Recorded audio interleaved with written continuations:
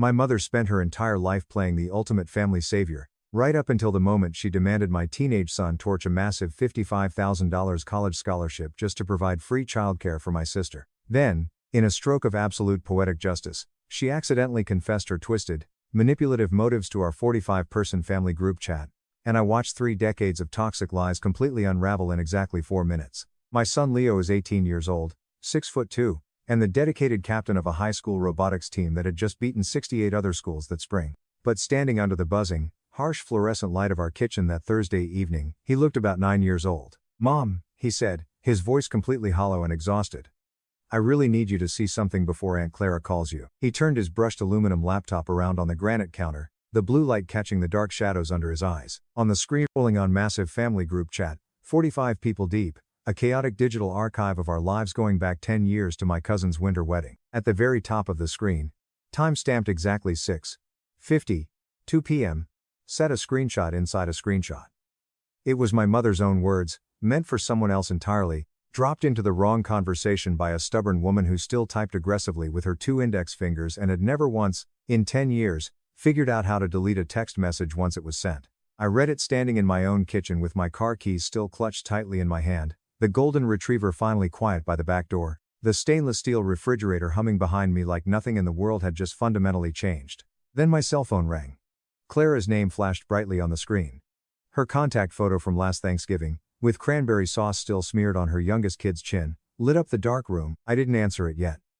I looked at my son instead, watching his jaw clench in silent anxiety. I didn't know it right then, but by the time I did finally pick up that phone, the version of my mother I had spent 37 years quietly managing, translating, and tiptoeing around would already be gone. It would be completely vaporized, replaced by a harsh reality I had never let myself actually look at. I had been driving past my mother's house every single Sunday for as long as I could possibly remember. I was always dropping off a heavy glass casserole dish or picking up a prescription she claimed she couldn't get to the pharmacy for because of her bad knees. Somewhere in all that endless, mindless driving, I had completely stopped noticing the toxic pattern. Martha Higgins raised 2 daughters entirely alone after our father walked out when I was 12 years old, and she never, not for one single breathing second, let either of us forget the sacrifice.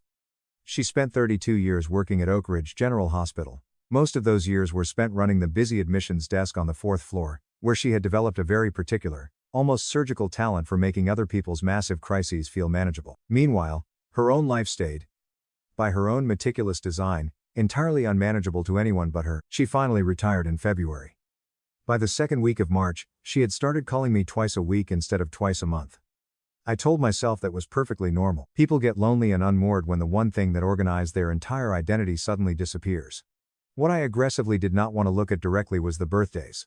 Leo's birthdays, specifically, 10 of them, straight through, completely missed, not with explosive drama, never with an actual screaming fight, just a rotating, endless cast of reasons that always sounded incredibly plausible in the moment and stopped sounding plausible the second you lined them all up end to end. A sudden migraine, a neighbor's burst pipe, a coworker's shift she had generously agreed to cover. Even the year she wasn't working shifts anymore, there was always an excuse. She sent a generic drugstore card every single year. It always arrived 4 or 5 days late, with a crisp $20 bill folded inside and the exact same handwriting every time. Buy something fun. Love, Grandma. My younger sister Clara got the version of our mother that actually showed up. Clara had 2 kids under 6. Lily, who was 5, and Sam, who was 3. She also had a deadbeat ex-husband named David, who paid his court-ordered child support the exact same way the weather happens occasionally, unpredictably, and without any warning whatsoever. Clara also had a mother who would appear at her front door with 3 heavy bags of expensive groceries and zero notice, who would hold the fussy baby for 6 hours straight and call it nothing, who would tell literally anyone who would listen at church that she simply did not know what poor Clara would do without her. I used to genuinely think Clara had gotten the better end of the deal. I know now, with perfect, crystal clarity, that being needed and being loved are absolutely not the same transaction. My mother had spent 3 decades getting extremely, dangerously good at only one of them. My husband Mark was actually the one who noticed it before I did. Mark is a commercial electrician, incredibly methodical about everything he touches, the kind of quiet man who reads thick instruction manuals for fun. One night over a sink full of soapy dishes, he said, apropos of absolutely nothing, "Your mom has never once asked Leo a single question about his robotics team. Not one." In 4 years, I immediately defended her. I told him she just wasn't a science person, that she didn't understand engineering. He calmly dried a plate and said that wasn't the point at all, and he was right, though it took me another 18 painfully long months to actually admit it to myself out loud. I remembered the exact shape of that same pattern from my own childhood, if I ever let myself look at it directly, which I mostly avoided doing. The night before my high school graduation, our downstairs neighbor's kitchen caught fire. It was just a small grease pan fire. Nothing that spread past the stove. The fire department put it out in 10 minutes, but my mother spent 6 entire hours sitting on that woman's porch, making phone calls, coordinating a hotel room, and speaking to a claims adjuster. Meanwhile, I sat completely alone at our cheap kitchen table, awkwardly ironing my own graduation gown because nobody else was home to help me get the stubborn wrinkles out of the cheap fabric. She missed my actual ceremony the next morning. She wasn't sitting in the bleachers when they called my name. She showed up an hour later at the reception with a wilted bouquet of yellow roses from the corner grocery store and a long, dramatic story about how the poor neighbor had nobody else in the world to help her. And everyone in my family just nodded along like that settled it, because it always settled it. I didn't have the psychological language for what that behavior was back then. I just knew, deep in my bones, that the surest, fastest way to get my mother's full, undivided attention was to be someone else's catastrophic emergency, never my own. Update 1. The massive conflict that finally broke our family apart started over a deposit. Leo had put down a $2,800 non-refundable deposit on the Apex Robotics World Invitational in Chicago back in early March. It was completely non-refundable under the trip contract's strict cancellation clause. He wired the money the exact same week his team clinched the regional title, using money he had meticulously saved from 18 months of working grueling closing shifts at a hardware store out on Highway 41. Half of the deposit was his own hard-earned money. The other half Mark and I had proudly covered, proud in a way that made the massive number feel small. This trip wasn't just a fun weekend competition. Sterling University sent a senior liaison to the semifinal round every single year to interview standout students for their prestigious engineering scholarship program. It was a renewable $55,000 award that would functionally pay for his entire undergraduate degree. Leo had already had one promising phone call with the program director that April. He had spent 4 sleepless nights rebuilding a complex drivetrain controller entirely from scratch because he thought his soldering looked slightly sloppy in the video he had sent them. I clearly remember standing in his bedroom doorway at 11 o'clock at night, watching him intensely focused on his work, thinking to myself, whatever else goes wrong in this dysfunctional family, this kid is going to be absolutely fine. That Thursday in mid-May, I came home from work to find my kitchen exactly the way I had left it that morning. My coffee mug with the chipped handle was still sitting in the stainless steel sink. The grocery list was still stuck to the fridge under a magnet shaped like a blue lighthouse. Mark's heavy work boots were by the back door, and our dog's red leash was draped over the dining chair where I had forgotten it. None of that mundane domestic stillness prepared me for what was already sitting, unread, in 3 different phones. The very first call from my mother had come 10 days earlier, on a rainy Tuesday, while I was snapping fresh green beans over the sink. I almost didn't pick up because she literally never called on Tuesdays. "I need to talk to you about Leo's trip," she said immediately. "No, hello. No asking how my day was. What about it?" I asked, completely confused. "Clara is going back to work full-time starting next month.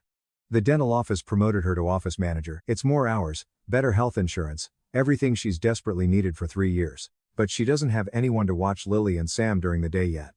I told her I could help, but I cannot do it alone every single day. Not at my age. Not with my bad knees." "Okay," I said, still genuinely not understanding where this conversation was going. "Leo is home from school that week anyway, isn't he? Before the trip?" It took my brain a full second to catch up. "Mom, he's leaving for the trip that week. That's the whole point. It's May 14th through the 19th. He'll be in Chicago." "Right, well, I thought maybe he could just push it back or skip it this once. It's just a high school club thing, isn't it? He can always do robotics again next year." I laughed. I actually laughed out loud into the phone receiver, because I genuinely thought she was making a bad joke. She wasn't joking. I took a deep breath and explained to her that it wasn't a simple school field trip to a museum. It was a $2,800 non-refundable competition directly tied to a massive college scholarship that could change his entire life. And she replied, in the exact, perfectly even, condescending tone she used to use on hysterical patients at the hospital admissions desk, "That family always comes first, and I'm sure Leo will understand once someone explains it to him properly." I told her absolutely not. I told her Clara needed to find professional childcare that wasn't a teenage boy. And I hung up the phone before I said something I would deeply regret. I told myself that was the end of it. That was my first rationalization, and it lasted exactly 4 days. I didn't even mention the bizarre phone call to Leo at all. There was no reason to worry him over a ridiculous request I assumed had already been dropped and forgotten. The second call didn't come to me. It went straight to Leo. He showed the text messages to me afterward. It was a massive paragraph, sent as 3 separate, frantic texts, because my mother has never learned how to write her thoughts in one cohesive message. Your aunt is drowning, the first text read. And nobody in this selfish family will help her but me. I raised you and your mother without anyone's help. The second text said, I am asking for 5 days of your time. That is all I have ever asked this family for. The final text concluded. Leo's hands were completely steady when he read it to me, which honestly worried me much more than if he had been shaking. She's never asked me for anything, he said, his voice flat. She didn't come to my last 10 birthdays. She's never been to a single robotics competition. And the very first thing she ever asks me for is to destroy my future for her convenience. I told him he didn't owe her any explanation whatsoever. I told him that a polite no was a complete sentence. He sent one anyway. He texted back, I'm sorry Aunt Clara is struggling, but I cannot cancel this trip. It's for a college scholarship. It was kind. Much kinder than I would have managed in his shoes. Surely that would be the absolute end of it. That was rationalization number 2. 3 days later, Clara casually mentioned something in passing during a phone call that made my blood run cold. She had already arranged for her neighbor to watch the kids on Monday, and her mother-in-law was taking them on Friday. If Clara already had a solid plan for 40% of the week, this wasn't the 5-alarm, life-destroying emergency my mother had aggressively described to me. It was a scheduling gap, an inconvenient one, a very real one, but absolutely not the kind of dire crisis that justified asking a teenager to torch a $55,000 scholarship interview over it. I called my mother a third time, trying my absolute hardest to raise the issue gently. I asked whether she knew Clara already had Monday and Friday completely covered by other people. She immediately talked over me. She raised her voice and said I didn't understand how physically exhausting 3 straight days with 2 hyperactive toddlers would be for anyone, let alone a woman working full-time, and that I would understand if I ever had to do anything selfless myself. I let it go. My stomach did something very small and very uncomfortable. Rationalization number 3. I couldn't sleep that night. The next afternoon, I drove straight to her house. I used my spare key to let myself in, hoping to catch her in a moment where she couldn't just hang up the phone, change the subject, or falsely claim the cellular connection had dropped. She was standing in her kitchen when I walked in. She was still wearing the exact same beige cardigan she had worn to work for the last decade of her career, even though there was no hospital job left to wear it to. A pot of black coffee was going cold on the counter beside a massive stack of unopened retirement paperwork she hadn't touched in 3 full months. I know about the neighbor and the mother-in-law, I said, before she could even offer me a glass of water.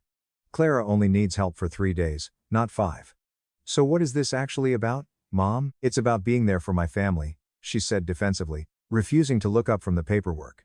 She started straightening the envelopes into a neat pile that didn't need straightening, which is something you obviously wouldn't understand, since apparently a stupid toy robot is more important to this family than a 3-year-old child. That's not what I said, and you know it, I snapped, my patience entirely gone. I know that everyone in this ungrateful family only calls me when they need something fixed, and then complains the rest of the time about how I choose to do it. Her hands were moving frantically the whole time she spoke, aggressively wiping a granite counter that was already spotless. It was the exact same restless, anxious motion I remembered seeing her do at the hospital admissions desk when she was overwhelmed. I told her firmly that Leo's answer was absolutely not going to change. I told her that I had come over to ask her, one final time, to let this ridiculous demand go, before it irreparably turned into something none of us could ever take back. She just stared at the counter and muttered that she would think about it.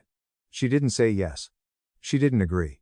I drove home with my hands gripping the steering wheel so tightly my knuckles turned white, replaying the frustrating conversation in my head the whole drive. Mr. Vance had been Leo's high school robotics advisor for 4 years, and he was the one who talked me down that first night, though I hadn't actually called him for that. I had called to ask, stupidly, in a blind panic, whether there was any possible version of the trip that could still be salvaged if my mother somehow successfully talked Leo into staying home out of sheer guilt. There isn't a version where he doesn't go, Mr. Vance told me, gently but without softening the harsh reality. I've been doing this for 15 years, and I have never once seen a school recoup a deposit like this. Read the contract, it's right there in bold ink in Section 4. Cancellation inside 60 days forfeits the full amount. No exceptions for family emergencies unless it's the student's own documented medical emergency. Sterling University's interview slot isn't reschedulable either. It's the semi-final round or absolutely nothing. If he's not standing in that arena on Wednesday afternoon, the interview simply does not happen this cycle. Not next month, not next year for this specific program. He also told me, almost as an afterthought, that Leo was one of only 2 students on the entire team who had been asked to run the drivetrain diagnostics live in front of the judges. It was not something you could just hand off to another kid on 5 days' notice, even if you desperately wanted to. I asked him, half joking and half not, whether he thought I was a terrible mother for letting it get this far without saying anything sooner. I think, Mr. Vance said quietly, "You are the only adult in this situation so far who has actually tried to protect a kid instead of protecting an adult's feelings." Dr. Sharma called 2 days later.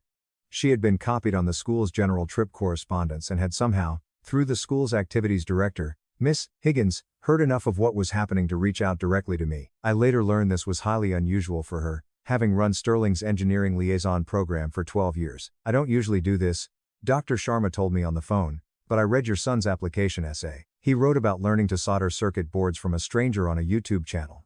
Because nobody in his real life did anything mechanical. I would deeply hate for something completely outside his control to be the reason we don't get to finish that conversation." Miss Higgins, for her part, emailed me the trip's insurance policy directly. She noted that in her 10 years overseeing these complex logistics, she had never had a parent ask for the fine print mid-crisis before, but she pulled it anyway, highlighting the exact line confirming there was no family hardship clause written into the document at all. Mark didn't call anyone with a fancy credential behind their name. He just went out to the cold garage that Sunday night, where Leo had retreated to tighten bolts on a subsystem that definitely didn't need any tightening. Mark just sat on the wobbly workbench stool across from him without saying much of anything for a long while. Leo told me about it later, in small, fragmented pieces, the exact way 18-year-olds tell you things sideways, over breakfast, acting like it wasn't important at all. Mark had asked him one single question.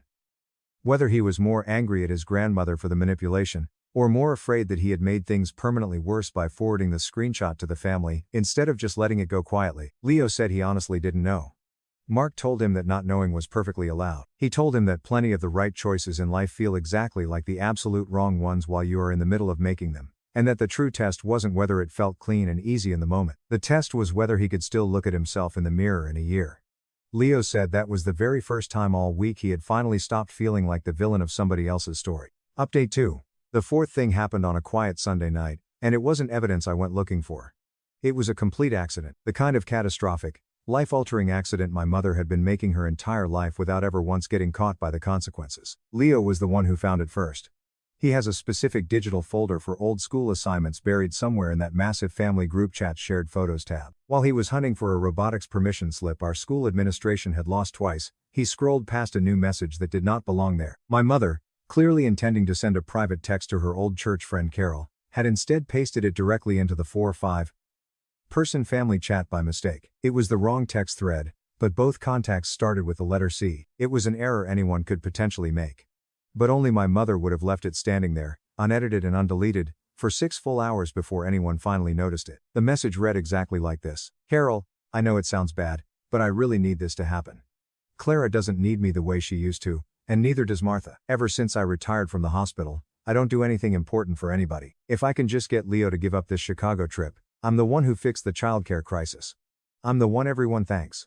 I'm still needed for something. I don't know who I am if nobody desperately needs me to fix their emergencies anymore. Leo read the entire message out loud to me over the phone. His voice was so flat and devoid of emotion that it told me he was working very, very hard to keep it that way. She doesn't care if I go to Chicago, he said quietly. She only cares if she gets to be the exact reason I don't go. I didn't have anything to say to that, because he was absolutely right, and because some deep, hidden part of me had known it for 37 years and had never let myself say the sentence out loud. My hands were visibly shaking by the time I set the phone down on the cold kitchen counter. I stood there for a long moment, staring at the wall, before I trusted myself to pick the phone back up. Leo didn't just let it go. He took a screenshot of her message. He didn't forward it to me privately. He didn't send it to a smaller thread where it might have quietly died a peaceful death. He forwarded the screenshot directly back into the full family chat. All 45 people, the exact same thread my mother had accidentally dropped it into in the first place, with one single line of his own typed underneath it. I think this got sent to the wrong person. I want to say I rushed to tell him not to do it. I didn't. By the time I saw his message, it was already sitting there, glowing on the screen. It had already been read by 14 different family members. It was already the kind of explosive truth you cannot ever pull back out of the air once it's been spoken in front of a crowded room. 51 minutes later, my phone rang. It was Clara. She was sobbing so hard that I literally couldn't understand the first 3 sentences she choked out. Where did he get that? She kept repeating, her voice cracking. Martha, where did he get that message? The confrontation that followed happened entirely in the group chat, playing out in real time, starting at 9:14 p.m. that Sunday night. I have never in my entire life watched anything move that fast or hit that hard. Mom, what is this? Clara wrote first. What does this even mean? If I can get Leo to give up this trip? 3 gray dots appeared under my mother's name. They disappeared. They appeared again. That was private, my mother finally wrote. That was sent to the wrong person. That's not an answer, Clara typed back instantly. I already told you I had Monday and Friday covered over a week ago. You told me you wanted to do the other 3 days because you missed the kids. My cousin Denise, who almost never posted in that chaotic chat, suddenly wrote, Aunt Martha, you missed my daughter's christening because you said you were busy helping a neighbor with a flooded basement. You missed Leo's birthday 10 years running. You told my mother last Christmas you were just too tired to be needed by everyone. I think we all thought that was just how you talked. Reading this text, I don't think it was an act. My Uncle Robert wrote 3 simple words. This is sad. Someone else, my mother's own younger sister, Aunt Susan, who almost never weighed in on family drama, wrote that she clearly remembered Martha saying something nearly identical the year she retired from the church volunteer rotation. She remembered Martha saying she didn't know what to do with her hands if nobody needed her hands for something. Nobody had thought much of it at the time. Reading it back now, in this harsh new light, it landed completely differently for everyone at once. My phone was buzzing violently every few seconds as more and more people typed. My mother tried exactly once to redirect the avalanche. I don't think this is the appropriate place for this conversation, she wrote defensively. And Denise wrote back almost instantly. You made it the place when you sent a private message to the wrong chat, Aunt Martha. You don't get to pick the venue after the fact. Someone I still don't even know who, because the messages were flying too fast to track, posted a screenshot of their own. It was an old birthday thread from 6 years earlier. It showed my mother writing, So sorry, a massive emergency came up at the hospital. Next year for sure? Right under a beautiful photo of Leo blowing out his candles without her. Someone else replied with a long string of question marks. Clara's ex-husband, David, actually weighed in, which shocked absolutely everyone, since he hadn't posted in that chat in over 2 years and generally treated it like a group he had forgotten to mute. For what it's worth, he wrote, Martha used to tell me constantly that Clara couldn't handle the kids on her own back when we were still married. I stupidly believed her. I think that's a big part of why I stopped trying to help. Clara didn't respond to his message directly, but I knew she was reading it. I sat at my own kitchen table, watching the endless thread scroll past faster than my eyes could read it, my stomach tied in a painful knot the whole time. Half of me desperately wanted to close the laptop, and half of me was completely unable to look away from 30 years of toxic family math, finally being done out loud, in public, by people who had never had all the numbers before. And then Clara wrote the one thing that actually broke the dam wide open. The single sentence that made the whole chaotic chat go dead quiet for 4 full minutes. I never asked you to do this. I told you I had it handled. You told me it was fine, that you wanted to help, that it would be good for you. You made this entirely about you needing to be needed, and then you purposely made Leo the one who had to say no to you so it would look like he was the bad guy instead of you. My mother's response, when it finally came, was exactly 8 words long. After everything this family has done for you. It was the exact same line she had texted Leo. The one weapon she reached for apparently every single time. The one phrase that had successfully worked on both of us for 37 years, deployed now directly against her own crying daughter in front of 44 witnesses, because she genuinely did not have another cohesive sentence in her brain when the fixing stopped working. Nobody answered it for almost a full minute. I watched the little read receipts pile up under it, one after another, family members reading the blatant manipulation in real time and actively choosing not to respond, which was somehow infinitely louder than if they had screamed. Then Denise wrote, What exactly has this family done for you, Aunt Martha? Genuinely asking, because from where I'm sitting, it looks like it's always been the other way around, and it has been for a very long time. My mother left the chat 40 minutes later. No dramatic goodbye message, no lengthy explanation. The little gray notification just appeared at the bottom of the screen. Martha Higgins left the conversation. It was the exact same way she had left every birthday, every holiday she had talked herself out of for a decade. Except this time, 44 other people watched her do it in plain text, time-stamped, completely unable to pretend afterward that it hadn't happened exactly the way it happened. I should have felt victorious. I mostly just felt sick. I did not expect what happened the next morning, which was Clara showing up at my front door at 7:40 a.m. with both kids still in their pajamas, black mascara from the night before heavily smudged under her tired eyes, asking if she could please come inside. I need to tell you something, she said, sitting at my kitchen table in the exact same chair Leo had been sitting in 3 days earlier. This isn't just about the childcare. She told me everything. She told me that for the last 3 years, our mother had been quietly telling people at her church that Clara was struggling so badly with her mental health that she couldn't manage the kids alone. She told the pastor, she told half the women's prayer group. When Clara hadn't asked her for a single thing and was doing perfectly fine, random people started showing up at her house with baked casseroles she didn't need and offering unsolicited pity. I asked her gently why she had never told me any of this before. Because you would have believed her, Clara said, And her voice cracked on the words in a way that physically undid something in my chest. And I think some part of me needed to keep believing it wasn't really about her needing to be the savior. Because if it was, then every time she showed up for me, it wasn't really for me. It was for her ego. And I didn't want that to be true. We sat in silence with that massive revelation for a long time. It didn't make what had happened to Leo okay. It made it something much larger and older than either of us had ever let ourselves see. It wasn't just a single bad decision about a robotics trip. It was the ugly shape of an entire life finally visible all at once, because one accidental screenshot had done what 30 years of quietly missed birthdays had never managed to do. The third person I called during that chaotic week, I called entirely for myself. Sarah Miller had been a licensed family therapist for almost 18 years, and I had seen her twice before, years ago, right after my father left us. It was long enough ago that I had half forgotten her office still had the exact same faded watercolor painting of a lighthouse hanging over the beige leather couch. I sat down and told her the whole ugly story in one long, unbroken, breathless sentence, and then I just sat there, breathing heavily, while she let the heavy silence do its work. Your mother built her entire identity around being the one who fixes things, Sarah said finally, adjusting her glasses.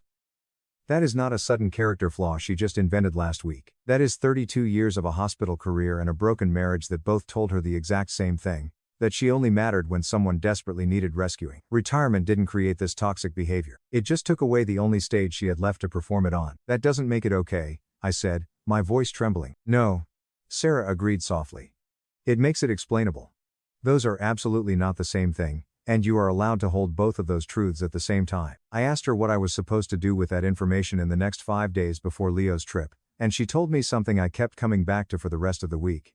She told me that clarity was not cruelty, and that the absolute kindest thing I could ever do for my mother in the long run was to stop absorbing the consequences of choices that weren't mine to fix. You have spent 37 years being the family translator, Sarah said near the end of our session, explaining your mother to your sister, explaining your sister to your mother, frantically smoothing over every sharp edge before anyone else could feel it cut them. That is not a small thing to give up.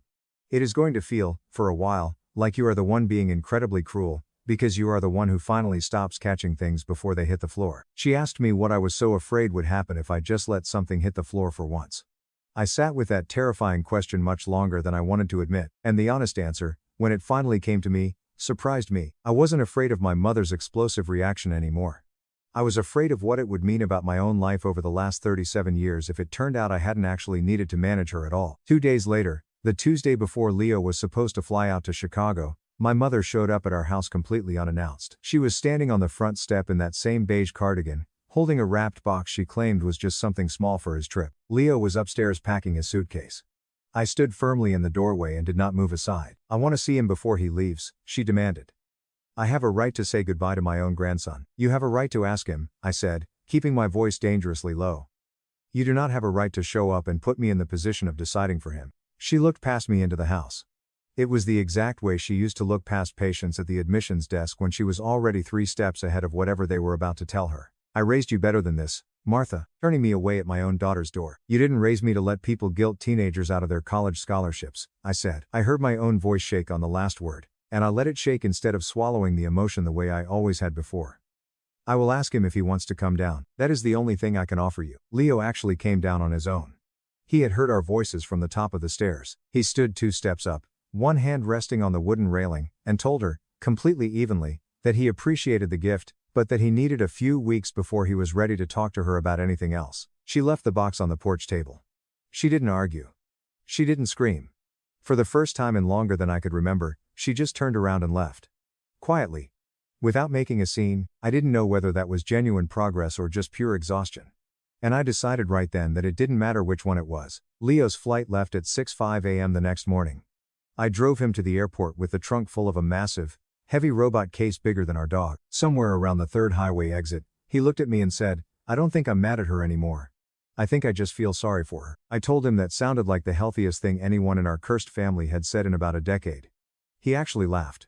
The sound filled up the whole car. 3 days later, he called me directly from the semi-final floor in Chicago. His voice was cracking with the kind of deep exhaustion that only comes from doing something that truly mattered. Sterling University had formally offered him the interview slot that afternoon. Dr. Sharma, the liaison, had told him personally, before he had even changed out of his sweaty team polo, that his application essay was the reason she had made the call in the first place. His robotics team placed 3rd overall out of 68 schools. He texted me a blurry photo of the giant silver trophy sitting crooked in his lap on the flight home. The caption was just 3 words. Worth the fight. Graduation was the second Saturday in June. It was incredibly hot. Hot enough that the plastic folding chairs on the football field had gone slightly soft in the blazing sun by the time the long ceremony started. My mother actually came. She sat quietly in the 4th row next to Aunt Susan instead of aggressively trying to claim a VIP seat up front. She didn't bring a gift wrapped in guilt, and she didn't bring a long, dramatic story about what the day had cost her. When Leo's name was finally called over the loudspeakers, she stood up and clapped exactly like everyone else. No louder, no longer. Afterward, she waited her turn patiently behind Clara's kids to hug him. And she said, "I'm proud of you." 5 words. Nothing else stapled to the end of them. After everything this family's been through, Leo said back to her, quiet enough that only I was close enough to hear it. "I think I actually got here because of it, not in spite of it." She didn't have an answer for that. For once in her life, she didn't try to find one. She just nodded her head and let the sentence be the actual end of the conversation, instead of the beginning of another 5-day negotiation. We didn't magically fix everything that summer, and I have stopped expecting that we ever will. My mother started volunteering 2 mornings a week at a local literacy program downtown, something her therapist had suggested months earlier, and my mother had waved off every time until she completely ran out of other places to put her hands. She still calls me more than she used to. Sometimes I can still hear the old, frantic rhythm underneath her voice, the desperate reach for a crisis to solve. And I have finally learned to name it out loud instead of quietly absorbing it. "I don't need you to fix anything right now, Mom. I just called to talk." Some days that boundary lands, and some days it doesn't, and I have finally made absolute peace with both outcomes. Leo left for Sterling University at the very end of August with the $55,000 scholarship securely in hand. He took the same heavy robot case, dented now along one corner from the Chicago trip, riding in the trunk one last time on the long drive to campus. And for the first time in longer than I could ever remember, none of our lives needed anyone to come along and fix them.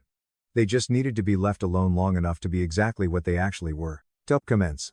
User 1. The absolute sheer panic she must have felt watching those red receipts pile up in the group chat. Poetic cinema. Your son is a legend for just forwarding it back to the group with "I think this got sent to the wrong person." Cold, calculated, and perfectly executed. User 2. As a therapist, I see the savior complex destroy families all the time.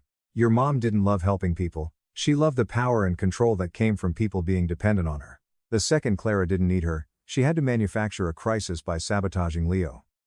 Good on you for breaking the cycle and protecting his scholarship. User 3. The detail about her telling the church group that Clara was mentally unstable just so she could play the heroic grandmother is genuinely chilling. That goes beyond just needing to be needed. That is active, malicious sabotage of her own daughter's reputation. I'm so glad your son got his $55K scholarship and didn't bend to her emotional terrorism. My friend's sister accused me of being the father of her baby and sued me for emotional distress.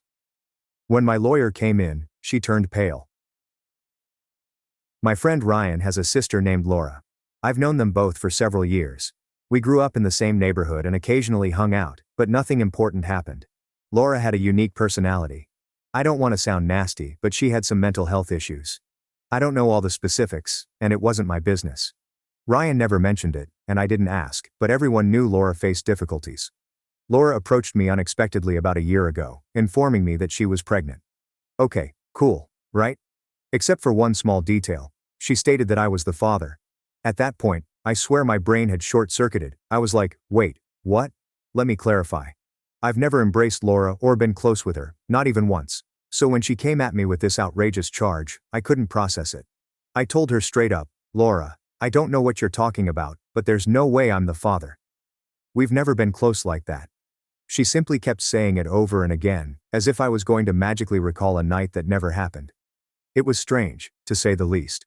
I tried to remain calm, thinking that maybe this was part of her mental health issues, but deep down, I was terrified. This is where things began to spiral out of control. Laura refused to have a prenatal paternity test. I was sitting there thinking, if you're so sure it's my kid, why don't you just take the test and prove it? But she wouldn't move. She continued saying things like, you need to be there for your child, and you're abandoning us before the baby's even born. It was guilt trip territory, and I wasn't buying it. I made it obvious that if she didn't take the test, I wouldn't sign anything. I was not about to become legally bound to a child who wasn't mine. Simple, right? I assumed that would be the end of it. Boy, was I mistaken. Cue the familial drama. My parents discovered out some weeks later. I love my parents, but they have these old views. They were devastated as soon as they learned of the situation. Completely lost it. They were calling me names, accusing me of being a deadbeat and a shame. I was standing there, trying to say something, but they weren't listening. I told them, "Mom, Dad, this isn't my kid. Laura's just making stuff up." But they wouldn't listen. It was as if they couldn't get over the fact that I was responsible for this infant. There were a lot of ugly arguments following that. Things were spoken that I probably cannot take back. And I'm still upset about it. Even though I kept telling them it wasn't my child. My parents insisted on me doing the right thing and taking on the role of father. It did not matter to them. In their opinion, I was already guilty. They claimed they did not raise me to be a deadbeat and could not believe I would deprive my own child. This is where things become even crazier.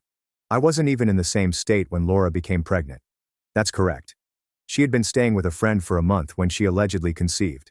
When I brought this up with my parents, they simply dismissed it, stating, "People make mistakes." Well, this wasn't a mistake. This was a full-fledged accusation that could ruin my life. Fast forward to around 6 months into Laura's pregnancy. By this point, the entire family had turned on me. Every family dinner, phone call and text was about how I needed to man up and accept responsibility for this baby. I was losing my mind. It was as if I were in a nightmare.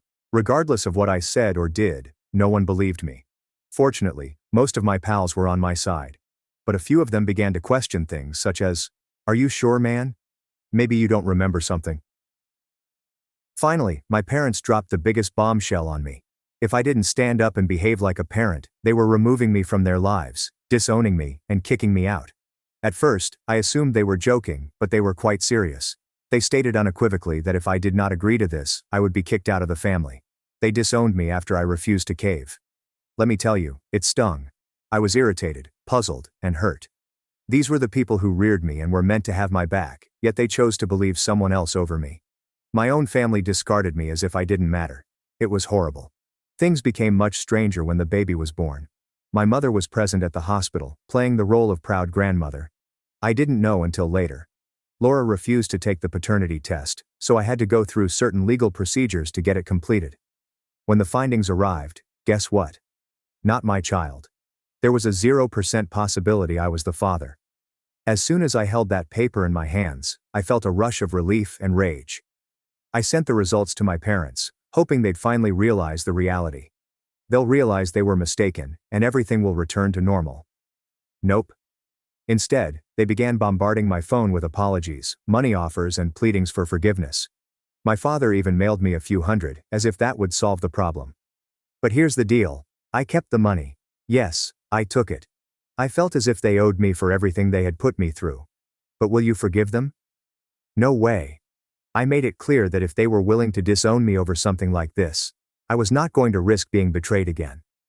Most of my friends supported me, but a few, including my therapist, began suggesting things like, "Maybe you should give them another chance. They're your parents after all." I understand. I really do. But how do you forgive someone who was willing to cast you away so easily? How can you trust someone who believed a lie about their own child? That's where I am now. I'm torn between knowing I didn't do anything wrong and wondering if I should even try to make things right with my family. But every time I think about it, I recall how swiftly they turned on me, and I can't get rid of the sensation that they let me down when I needed them most. Okay, so with everything that happened with my parents and Laura's baby drama, you'd think things would settle down, right?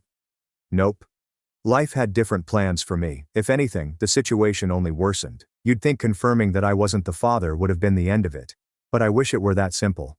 It turns out that when people refuse to confess their mistakes, they will go to any length to avoid accepting responsibility. When the paternity test results revealed that I was not the father, I thought, all right, now my parents will realize they were wrong, and maybe things can get back to normal. But instead of the relaxation I expected, things became much more convoluted. First and foremost, Laura utterly lost it. She began spreading tales throughout town that I had tampered with or faked the test. Yeah, you read that correctly. In her perspective, I had successfully persuaded a whole lab to rig the data in my favor. How would I even do that? I'm simply a regular guy, not some genius who understands how to manipulate DNA tests. Laura, however, was not hearing anything. She was dead focused on making me the antagonist in her plot. She went around telling everyone that I was abandoning her and the kid, that I had deceived everyone into believing I wasn't the father. It made no sense, but it didn't matter. People began to believe her. Small town tales traveled quickly, and soon I was getting filthy stares at the grocery store, as if I were some kind of slime. I even had others confront me, asking why I wasn't stepping up to care for my child.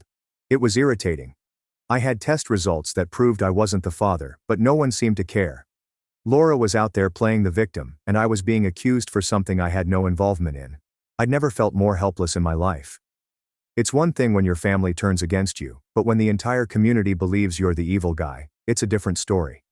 My parents were still trying to be kind, but it was evident they had no idea how to handle the matter either. My mother kept phoning, leaving long, tearful voicemails about how she simply wanted her family back together. She didn't even acknowledge what had occurred. She just wanted to sweep everything under the rug as if nothing had ever happened. She even invited me over for supper, as if it would suddenly repair all the damage they'd done. It was more than just awkward. It was insulting. After everything they had put me through, they assumed a few family meals and fake smiles would make things better. There was no apology or acknowledgement of how severely they had messed up. Just, let's move on. It was as if they had no idea how much trust they had broken. And the point is, once trust has been lost, it cannot be repaired with a dinner and a hug.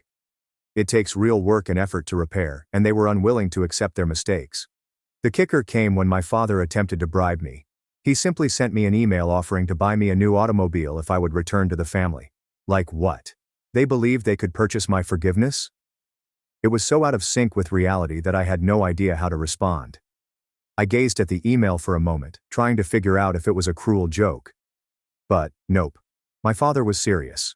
I did not respond. I could not. What would you say to anything like that? They were unconcerned about fixing things properly. They simply wanted me back into their lives because it was convenient for them. The fact that they thought throwing money at me would solve things demonstrated how little they understood what they had done. The worst part came later, when I discovered Laura had begun reaching out to people I knew, attempting to drag them into her drama. She even phoned my ex-girlfriend Claire, attempting to persuade her that I was a bad guy who had abandoned his child. Sam and I hadn't spoken in years, but I received a text from her saying, "We need to talk." At first, I had no idea what she was talking about, but when she explained that Laura had been contacting her, attempting to stir up old drama, I nearly lost it. I contacted Laura and ordered her to stop. I was done with the games and the lies, and I was not going to let her drag my friends and ex-partners into her mess. But she simply laughed and hung up on me. It was like speaking to a wall. She was so engrossed in her fantasy world that nothing I said got through to her. At this point, I was seriously considering consulting a lawyer. I didn't want to go that far. But what option did I have? Laura was out here damaging my reputation, my parents were encouraging her actions, and I felt as if I had no one on my side. My closest friends did support me, but they had no idea how horrible things had gotten. Finally, I had to make a decision. I couldn't keep living in a constant state of stress, waiting for the next rumor or insane accusation to come my way. I determined to cut all ties, not only with Laura, but also with my parents. It was not easy. It sucked. But I realized I couldn't keep letting them pull me down. I sent my folks a long email explaining everything. I felt deceived, they had failed me, and I couldn't trust them anymore. I did not sugarcoat anything. I told them openly that I wasn't ready to forgive them and didn't know if I ever would be. I informed them that if they wanted to have a future connection with me, they needed to first apologize and accept responsibility for their acts. No more pretending that everything was all right. No more sweeping things under the rug. I blocked Laura on everything. I couldn't take her manipulations anymore. She was not my concern, and I was not going to let her drag me further into her mess. I even had to inform her brother Ryan that I would be unable to spend time with his family for the time being. That was difficult because Ryan has always been a good buddy, but I needed to prioritize my personal well-being. I took them off a few months ago, and it's been a relief. Sure, there are days when I feel guilty or question myself, but ultimately, I believe I made the correct decision. Even when it's difficult, you have to walk away from situations. Yes, it is chaotic and complicated, but at least I am no longer constantly looking over my shoulder, waiting for the next calamity to strike. I can now breathe again. But dude, if you had told me a year ago that this is where I'd wind up, I would not have believed you. Life is funny like that, I suppose. Update 1. Okay, so this is where things get more crazier. I believed cutting ties with Laura and my parents would put an end to the insanity. I figured that if I eliminated them from my life, everything would calm down, and I could move on. Unfortunately, things do not always go as planned. Cutting them off was only the start of a whole new disaster. A few weeks after I sent that email to my parents and blocked Laura, I received an unexpected contact from an old high school acquaintance named Jason. We hadn't spoken in years, yet out of nowhere he asks whether I'm okay. At first I think, okay, that's random. But then he tells me that my parents contacted him. Now Jason and I were never really close, so my parents contacting him was a massive red flag. Apparently, they'd been going around asking individuals to speak with me on their behalf. I'm talking about old friends, distant relatives, and even individuals I hardly know. They were informing everyone that I was in a difficult situation and that they were concerned about me. They seemed to be trying to make me appear unstable, and the worst part? They framed the entire situation as if I was the one who needed to apologize for cutting them off. Jason was okay about it. He was aware of what was going on and wanted to warn me. But it did not end there. Over the next several days, I began receiving messages from a wide range of people. People I hadn't spoken to in years, and only met a few times. They were all saying the same thing. Your parents are really worried about you, or, you should give them another chance. That was insane. They had convinced everyone that I was the evil guy in this situation, that I had gotten off track and needed to make amends. I could not believe it. I was just attempting to go on with my life when my parents launched a full-fledged public relations operation to make me look like the villain. The final straw came when they contacted my employer. Yes, you heard that correctly. My parents called my employer. I'm not sure how they got the number, but they found my boss's contact information and called the office, telling him they were worried about me and that I wasn't in the appropriate mindset. Can you imagine how embarrassing that was? My supervisor called me into his office one day, appearing serious, and asked whether everything was fine at home. I was stunned. I wasn't sure what to say at first. What do you respond when your boss asks if your parents believe you've gone off the deep end? I described the entire issue to him, and fortunately, he was really understanding. He apologized for bringing it up, but the harm had already been done. My own parents were out there, attempting to interfere with my job. It felt like they were out to ruin everything for me, simply because I refused to conform to their will. After that, I had no choice. I proceeded to see a lawyer, and began the process of obtaining a restraining order against them. I didn't want to go that far. But what option did I have? They were interfering with my profession, friendships, and peace of mind. I needed to defend myself, even if it meant formally cutting them off. The process was time-consuming and demanding, with court dates, paperwork, and a lot of anxiety. But at the same time, I felt a strange sensation of satisfaction, as if I had finally taken control of the situation. No more letting them infiltrate every aspect of my existence. No more allowing them to twist the narrative. Of course, when they learned about the restraining order, all hell broke out. My mother sent me a long, guilt-ridden email about how she never expected her own son to do this, and how families are supposed to keep together no matter what. She kept accusing me of ripping the family apart and inflicting all of the sorrow. This was textbook manipulation. But I did not bite.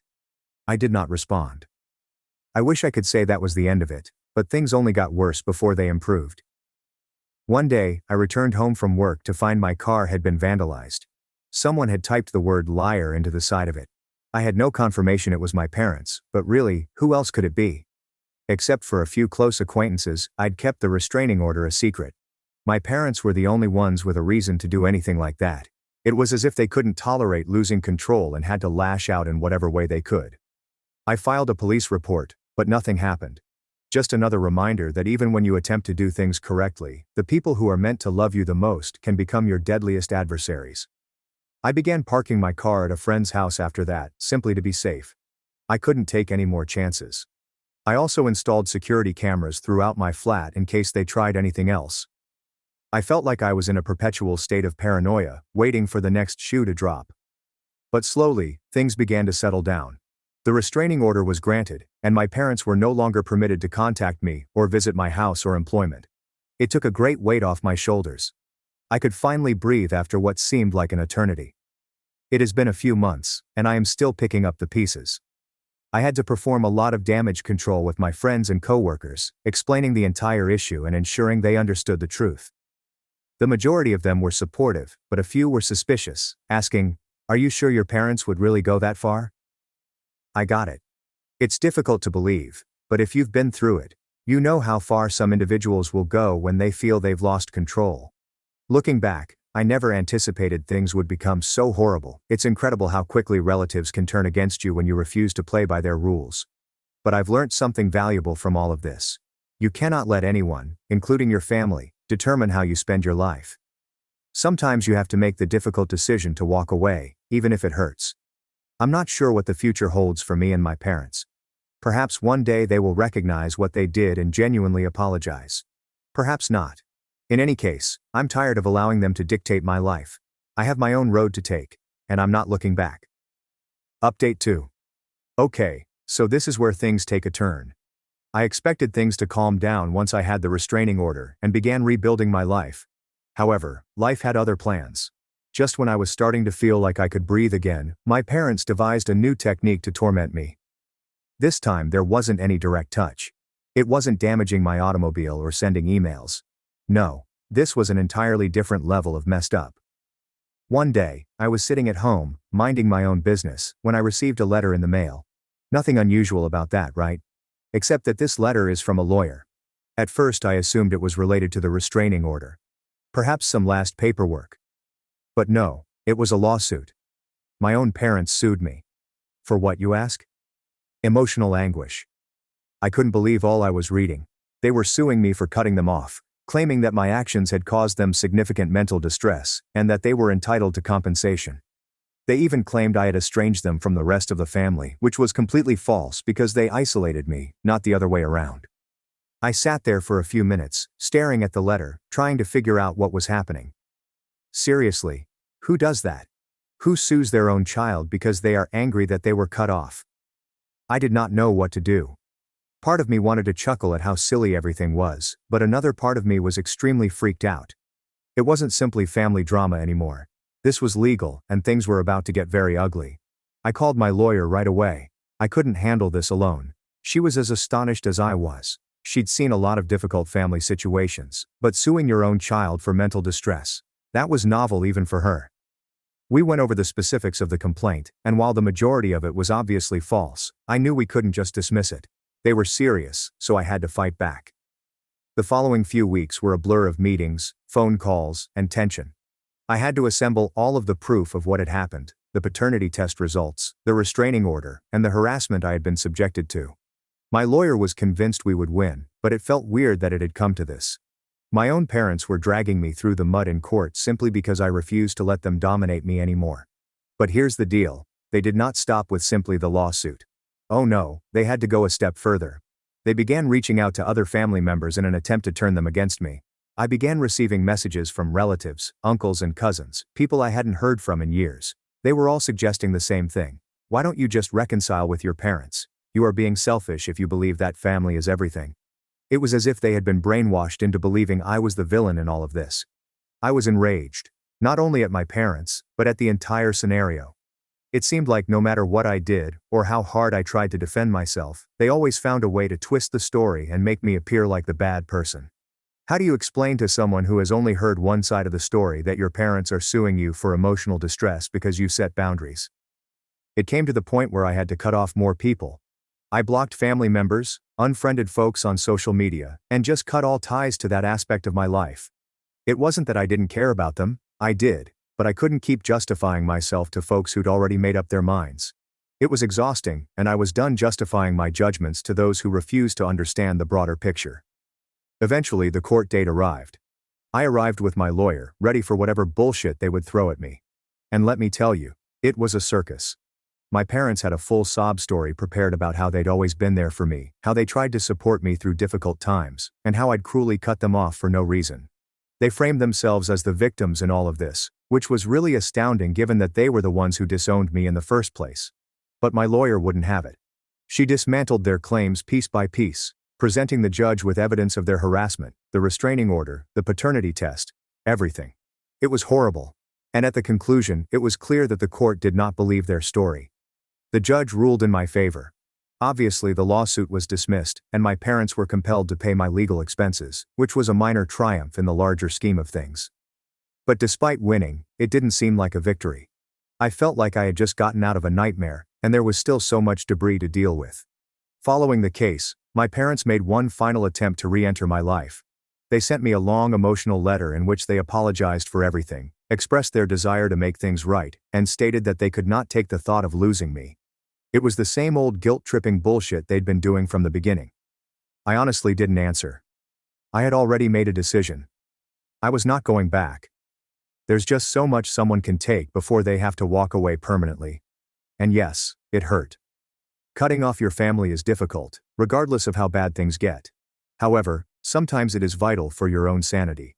I couldn't keep being dragged into their chaos. Regardless of how much they claimed to love me, their concept of love was toxic, and I was not going to let it poison my life any longer. So, that's where I am now. The case is behind me, the restraining order remains in effect, and I am moving forward. It hasn't been easy, but I'm learning to live without the noise and the continual worry of wondering when the next calamity would strike. For the first time in a long time, I believe I have some control over my life, which feels pretty damn wonderful. I'm not sure what the future holds. Maybe one day things will change, or maybe not. But right now, I'm concentrating on myself, on restoring the elements of my life that they attempted to destroy. It has been a hard journey, but I am finally beginning to see the light at the end of the tunnel. Update 3. Okay, so if you've been following along thus far, you'd think that with the lawsuit and the restraining order, the crazy would be over. But nah. My family found a method to surprise me one final time. And this one really made me shake my head since I didn't believe they could get any lower. But, here we are. Things began to quiet down a few months after the court ruled in my favor. I had severed links with everyone, causing me worry. And for the first time in what seemed like forever, I was able to concentrate on reconstructing my life. There are no random messages from old pals or letters from lawyers, only peace. Or so I thought. One day, I was out running errands, just doing usual things like grocery shopping, when I ran into my cousin Nicole. Nicole and I hadn't chatted much throughout all of this upheaval. We weren't very close growing up, but we always got along. So when I saw her, I thought, why not say hello? We ended up conversing for a while. And at first it seemed very normal, catching up on life, work, and the usual stuff. But then she suddenly says, "Hey, did you hear what your parents are planning?" I froze. Planning? I inquired, suddenly experiencing that old pit in my gut. Nicole looked a little uneasy, as if she wasn't sure if she should even tell me, but she groaned and continued. "Yeah, they're throwing a big family reunion next month. Apparently they've been telling everyone they're hoping it'll be a reconciliation thing between you and them." I could not believe it. They were genuinely organizing an ambush reunion to push me back into the family. I asked Nicole for additional information, and it turned out that they were inviting everyone. Distant cousins, family friends, and individuals I hadn't seen in years. What's the kicker? They'd been telling everyone I'd be there, as if I was part of the plan. I was infuriated. I had not agreed to anything, and now they were preparing to make me seem terrible if I did not come up. It was another typical tactic by my parents: manipulate the situation, make me look like the villain, and guilt-trip me into doing what they wanted. I thanked Nicole for informing me and told her straight up that I was not attending. She understood, but she seemed to be divided, as if she was buying into my parents' story that all they wanted to do was heal things. I could see it on her face. She urged me to go and make things right. But after what they'd done, there was no way I was going to fall into their trap. That night, I went home and contemplated my options. I knew I wasn't going to the reunion, but a part of me felt compelled to say something. I couldn't simply ignore this. So I decided to send one final mail to my parents, outlining everything once and for all. The next morning, I got down to send them an email. It wasn't long, but it was straightforward. I explained that I was aware of the reunion, but would not be attending. I made it obvious that I did not want to participate in any coerced reconciliation, particularly in front of a large crowd. I reminded them that if they truly cared about resolving things, they needed to start by respecting my boundaries. There was nothing more to discuss until they could do that. I wasn't expecting a reaction, and frankly, I didn't need one. I simply needed to correct the record one last time. But of course, my parents could not simply let it go. A few days later, my father contacted me. I didn't answer, but he left a long rambling voicemail about how I was pulling the family apart and how this reunion was supposed to be a new beginning for all of us. He even attempted to guilt me by adding, "Your grandparents would be so disappointed in how you're handling this." That voicemail struck me hard, not because I believed it, but because it reminded me of all the times my parents used guilt and manipulation to get their way. They'd play any card they could to make me feel like I was the problem, including pulling my grandparents into it, who had always been supportive of me. It was as if they couldn't accept that they, too, might need to take a long, hard look at themselves. I did not respond to the voicemail. What was the point? I had said my piece, and I was not going to let them drag me back into their drama. But it doesn't mean it didn't bother me for days thereafter. I kept thinking about the reunion and all of the family who will be there, and I wondered if I was simply refusing to make peace. I wondered if many of them knew the whole story, or if they were only hearing the warped version my parents were telling. After the reunion, I didn't hear from my parents. I saw some images on Facebook, happy grins, family hugs, the entire thing. My parents were smiling, as if nothing was wrong, as if they hadn't spent the last year attempting to wreck my life. It felt strange seeing them pretending everything was wonderful, but I suppose they were always brilliant at pretending. A few weeks later, I ran into Nicole again, and she told me how awful the reunion had been. Apparently many people expected me to arrive, and when I didn't, there were some awkward talks. My parents tried to explain my absence, but Nicole reported it didn't go well. A few relatives even wondered why I wasn't there and why my parents hadn't been more open about the situation. I guess not everyone believed their narrative after all. And I think that's where things stand right now. I've managed to detach myself from the drama, but I know it's always present, just beneath the surface. My parents are unlikely to admit their mistakes, and I understand it. I can't change them. But I can defend myself, continue to create my life without their influence, and focus on the individuals who truly care about me. It's been a long path, and I'm not going to lie. It still hurts occasionally. It's not easy to cut off from your family, and there are days when I question if I made the right decision. But deep down, I knew I needed to. I had to prioritize myself, my mental health, and my own future over the toxic loop they were attempting to drag me into. So, this is the end of the wild ride. Maybe one day things will change, or maybe not. In any case, I'm tired of letting my family dictate how I live my life. I've got my own road to follow. And for the first time in a long time, I'm doing things my way. My ex-wife left me for a better man. He cheated, she lost everything, and now they're begging for help while I earn over $500,000 a year. I recall the precise moment Lily chose to end our marriage. She sat at the kitchen table, mindlessly browsing through her phone. I had just walked in from work, ready to drop my bag and relax, when she looked up and casually remarked, "Derek, I want a divorce." There was no preparation, no softening of the blow, just a brutal, cruel statement delivered as if she were commenting on the weather. I hesitated for a second, unsure whether I had heard her correctly. "Excuse me?" I inquired, my voice composed despite the tempest boiling within me. "I said, I want a divorce," she repeated, her tone implying that I was too sluggish to understand the first time. I should have been outraged, maybe even devastated. Instead, I was astounded by her chutzpah. Divorce, after everything we had gone through together. And the reason is what struck me the hardest. "I can't keep living like this," she said, crossing her arms. "I need someone who actually works, who contributes. This isn't the life I signed up for." I hadn't realized it. Does not work? I wanted to laugh, but I maintained my cool. For years I'd built my profession from the ground up, earning a six-figure salary and preparing us for a future that most people could only dream about. But Lily didn't bother asking about my work. Never showed any interest in how I made money. I suppose she assumed I was just coasting along, barely getting by. I leaned against the counter and studied her. She seemed so sure of herself, so certain that she was making the correct decision.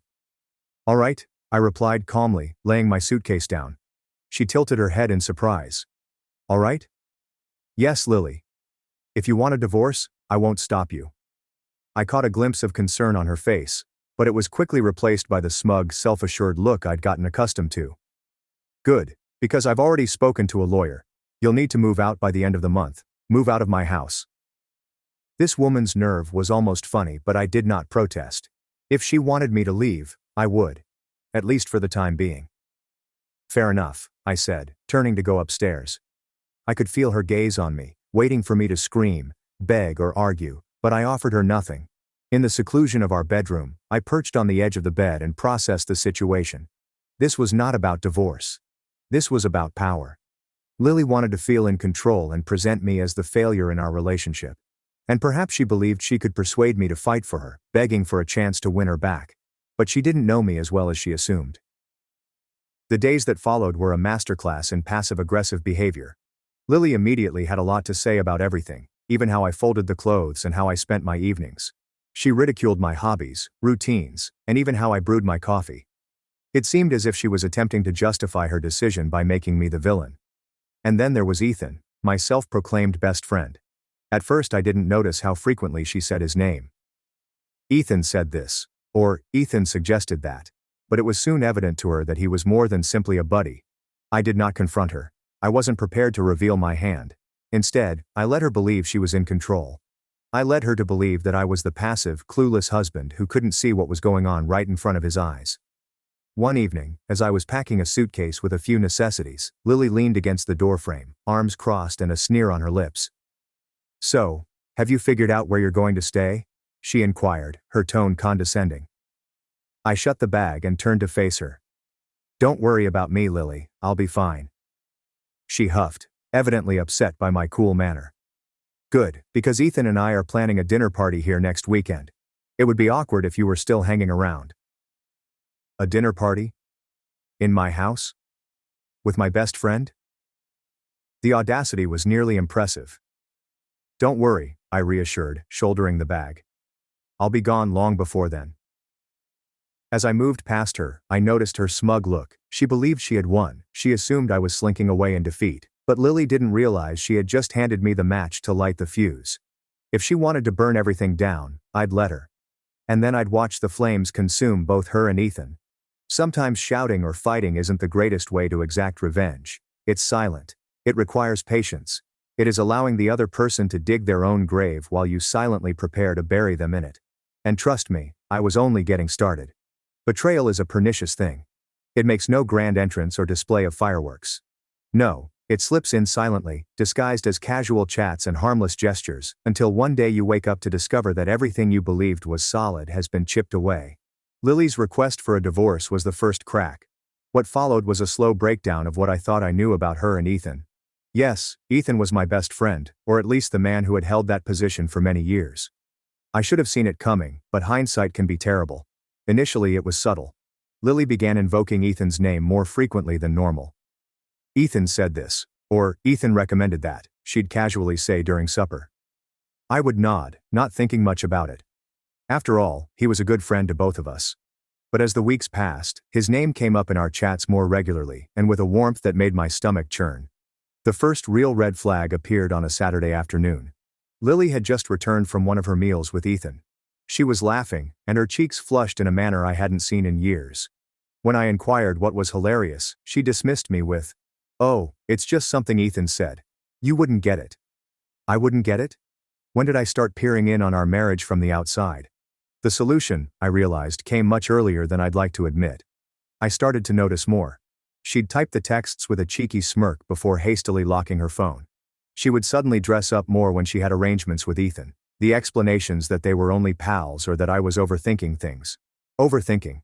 That is the preferred word of any guilty individual attempting to transfer the blame. I still didn't confront her, however. What could have been the point?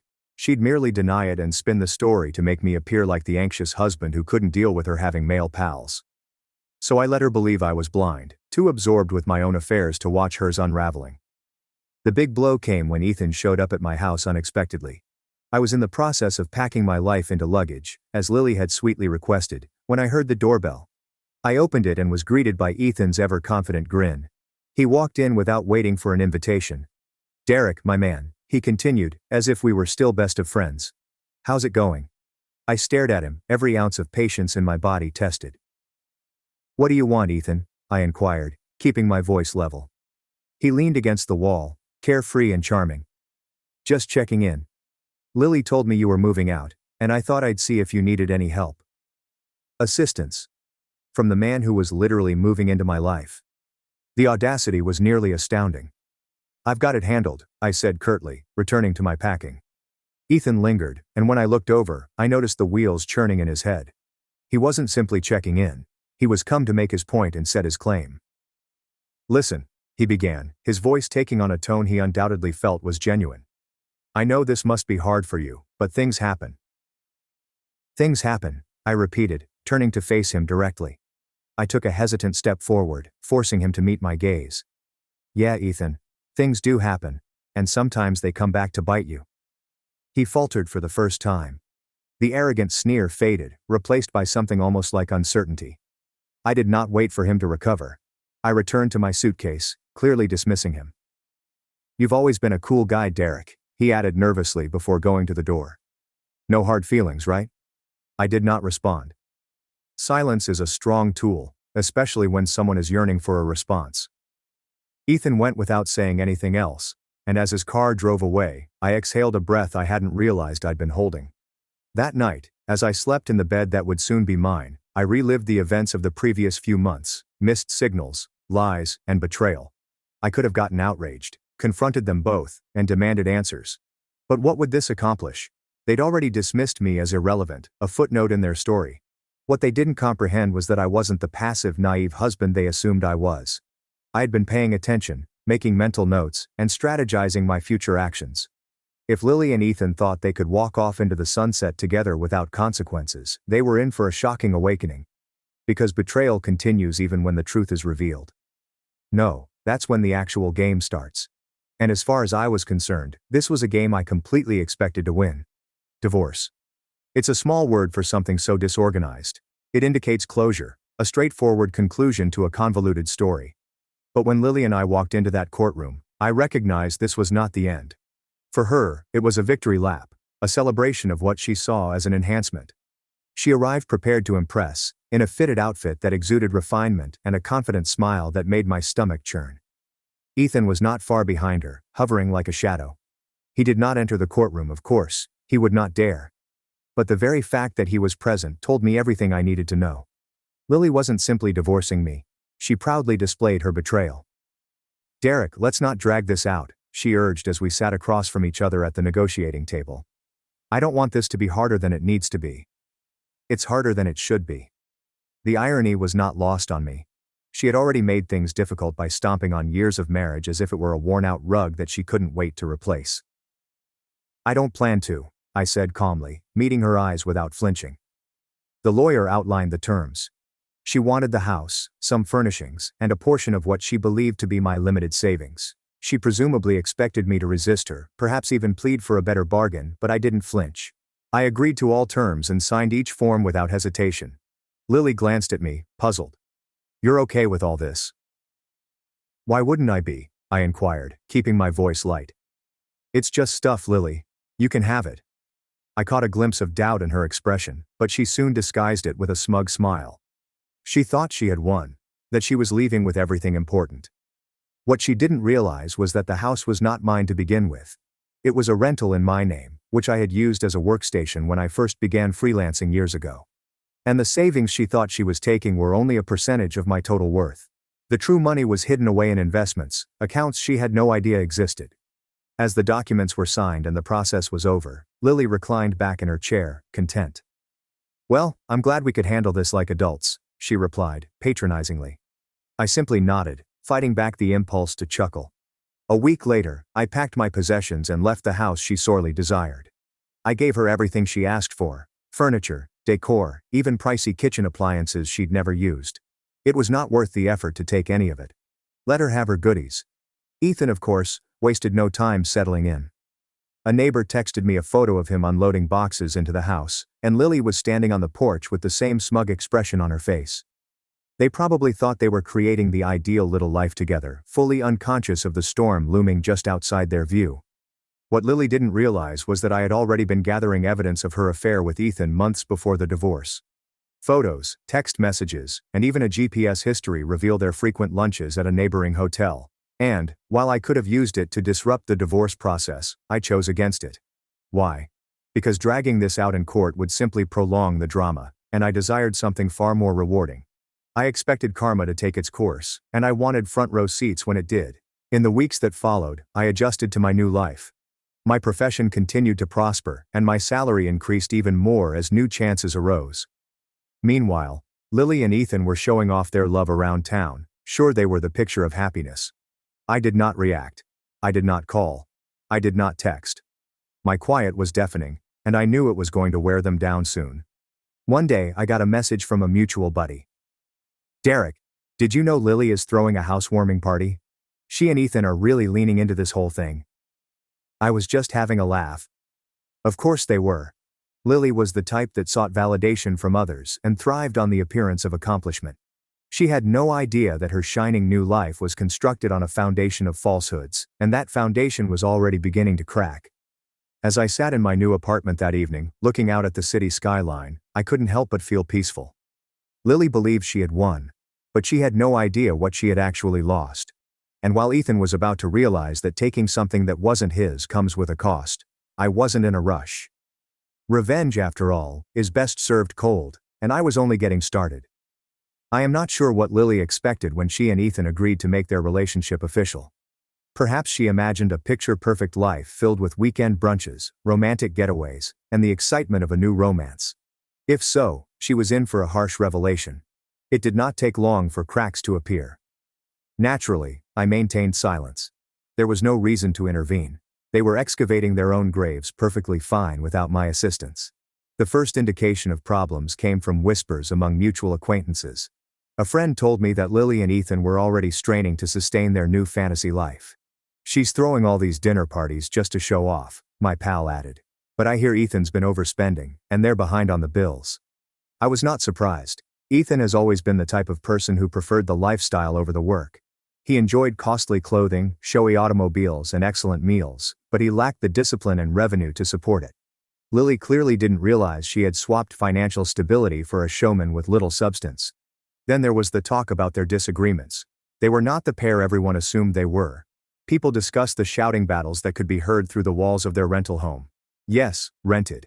Lily's house, which she had been so proud of accepting after the divorce, was no longer there. She'd been forced to sell it since she couldn't afford the upkeep. One day, I received a call from an old neighbor. "Derek, you won't believe this," she exclaimed, barely containing her laughter. "Lily and Ethan had the landlord banging on their door this morning. They're behind on rent." I leaned back in my chair, a smile growing across my face. "Oh, how far behind?" "3 months," she answered. "They're trying to act like it's no big deal, but you can tell they're struggling." It was rather poetic, actually. The life they had so proudly built on betrayal was collapsing under the weight of their own conceit. Meanwhile, I concentrated on my personal life. My income had increased dramatically after the divorce, and I was busier than ever with new initiatives and opportunities. I put myself into my work, creating something genuine and long-lasting, while Lily and Ethan struggled with their hollow love. Then, unexpectedly, Lily reached out. She texted me one evening, pretending to be pleasant. "Hello, Derek. I hope you are doing well. I just wanted to check in and see how things were going for you." I glanced at the message for a time, unsure whether to answer. I could sense the underlying desperation in her remarks. She was not checking in. She was fishing. Nonetheless, I chose to play along. "Things are going well, Lily," I said. "Business is growing. How about you?" Her reaction arrived shortly. "Oh, Ethan and I are doing fine. We're making do with a limited budget." I nearly laughed. Managing. That was being generous. The real kicker arrived a week later. I was leaving a client meeting when I noticed Lily waiting outside the building. She looked different, tired, worried, and nowhere near as put together as she once was. "Derek," she said, her voice filled with something I hadn't heard from her in years: uncertainty. I approached her, adopting a neutral attitude. "Lily, what brings you here?" She hesitated and fiddled with the strap of her purse. I wanted to talk. Things have been tough lately, and I thought maybe we could catch up." Catch up? I knew precisely what she wanted, but I wasn't going to make things easy for her. "I'm a little busy," I said. "But I hope things improve for you." She tried a grin, but I could see the fissures underneath. As I went away, I couldn't help but feel satisfied. This was karma at its best. Lily and Ethan thought they were trading up, but they didn't comprehend the cost of their decisions. Now they were trapped in a life they couldn't afford, fighting to maintain appearances as the walls closed in around them. What is the best part? I didn't need to lift a finger. They had done this to themselves, and I was pleased to see from afar while they harvest what they had sowed. Their pristine little world was collapsing, and I hadn't even begun my payback yet. The thing about retribution is that it does not always have to be loud. Sometimes the sweetest successes are those that require no words. Simply tell the truth, and the outcomes will speak for themselves. This is exactly what I did. I was prospering as I watched Lily and Ethan's carefully created fantasy existence dissolve while they were preoccupied with maintaining their beauty. My work had taken off in ways I had not anticipated. Deals were closing left and right, and my annual revenue had risen to more than $533,000. I was not only doing well, I was blossoming. But I kept it secret. There was no need to boast about my success. Lily had already discarded me as the unproductive man, and I was content to let her believe that. Why correct her when her ignorance worked so well in my favor? Instead of focusing on them, I directed all of my attention inward. I updated my flat to a sleek, modern space in the middle of the city, reflecting my new existence. Floor-to-ceiling windows, sophisticated technology, and a stunning perspective of the skyline. It was a home made by my own efforts, free of the anger and treachery that had soiled the previous one. My days were packed with meetings, initiatives, and opportunities that kept me focused and involved. My nights were for me. I started going out more, reconnecting with old acquaintances and meeting new ones. Life felt lighter, more open, and full of possibilities. Of course, Lily was not entirely absent. Every now and then, I'd get a text or hear from common acquaintances about her and Ethan's latest problems, unpaid bills, disputes, and rising debt. Apparently, they attempted to throw a dinner party at the rental, only to have the electricity turned off in the middle of the evening because they had not paid the energy bill. "Derek," a friend said as they talked, "you should have seen it." Lily was mortified. Ethan tried to play it off like it was a mistake, but everyone knew what was really going on. I did not laugh, however. I simply nodded, letting the satisfaction flood over me. This wasn't about schadenfreude or pointing out their failures. It was all about balance. They had tilted the scales with their betrayal, and now life was balancing them out. One day, I ran into Ethan in a coffee shop. He appeared tired, his previously polished appearance replaced by something more unkempt. He didn't notice me at first, so I had a time to observe. He crouched over his laptop, his brow strained, scrolling through what appeared to be job postings. When he finally looked up to see me, his countenance changed. There was no smugness or bravado, only a glimmer of embarrassment. "Derek," he replied, standing awkwardly. "Ethan," I said calmly. "How's it going?" He hesitated, his gaze darting around as if looking for an exit. "Good, just busy with work and all that." "Work, huh?" I asked, lifting an eyebrow. "That's good to hear." He chuckled uneasily, but not with his eyes. "Yeah. Keeping busy. You know how it is." I simply nodded, allowing the silence to stretch between us. He shuffled uneasily before muttered something about needing to return to his chores and quickly excused himself. That interaction revealed everything I needed to know.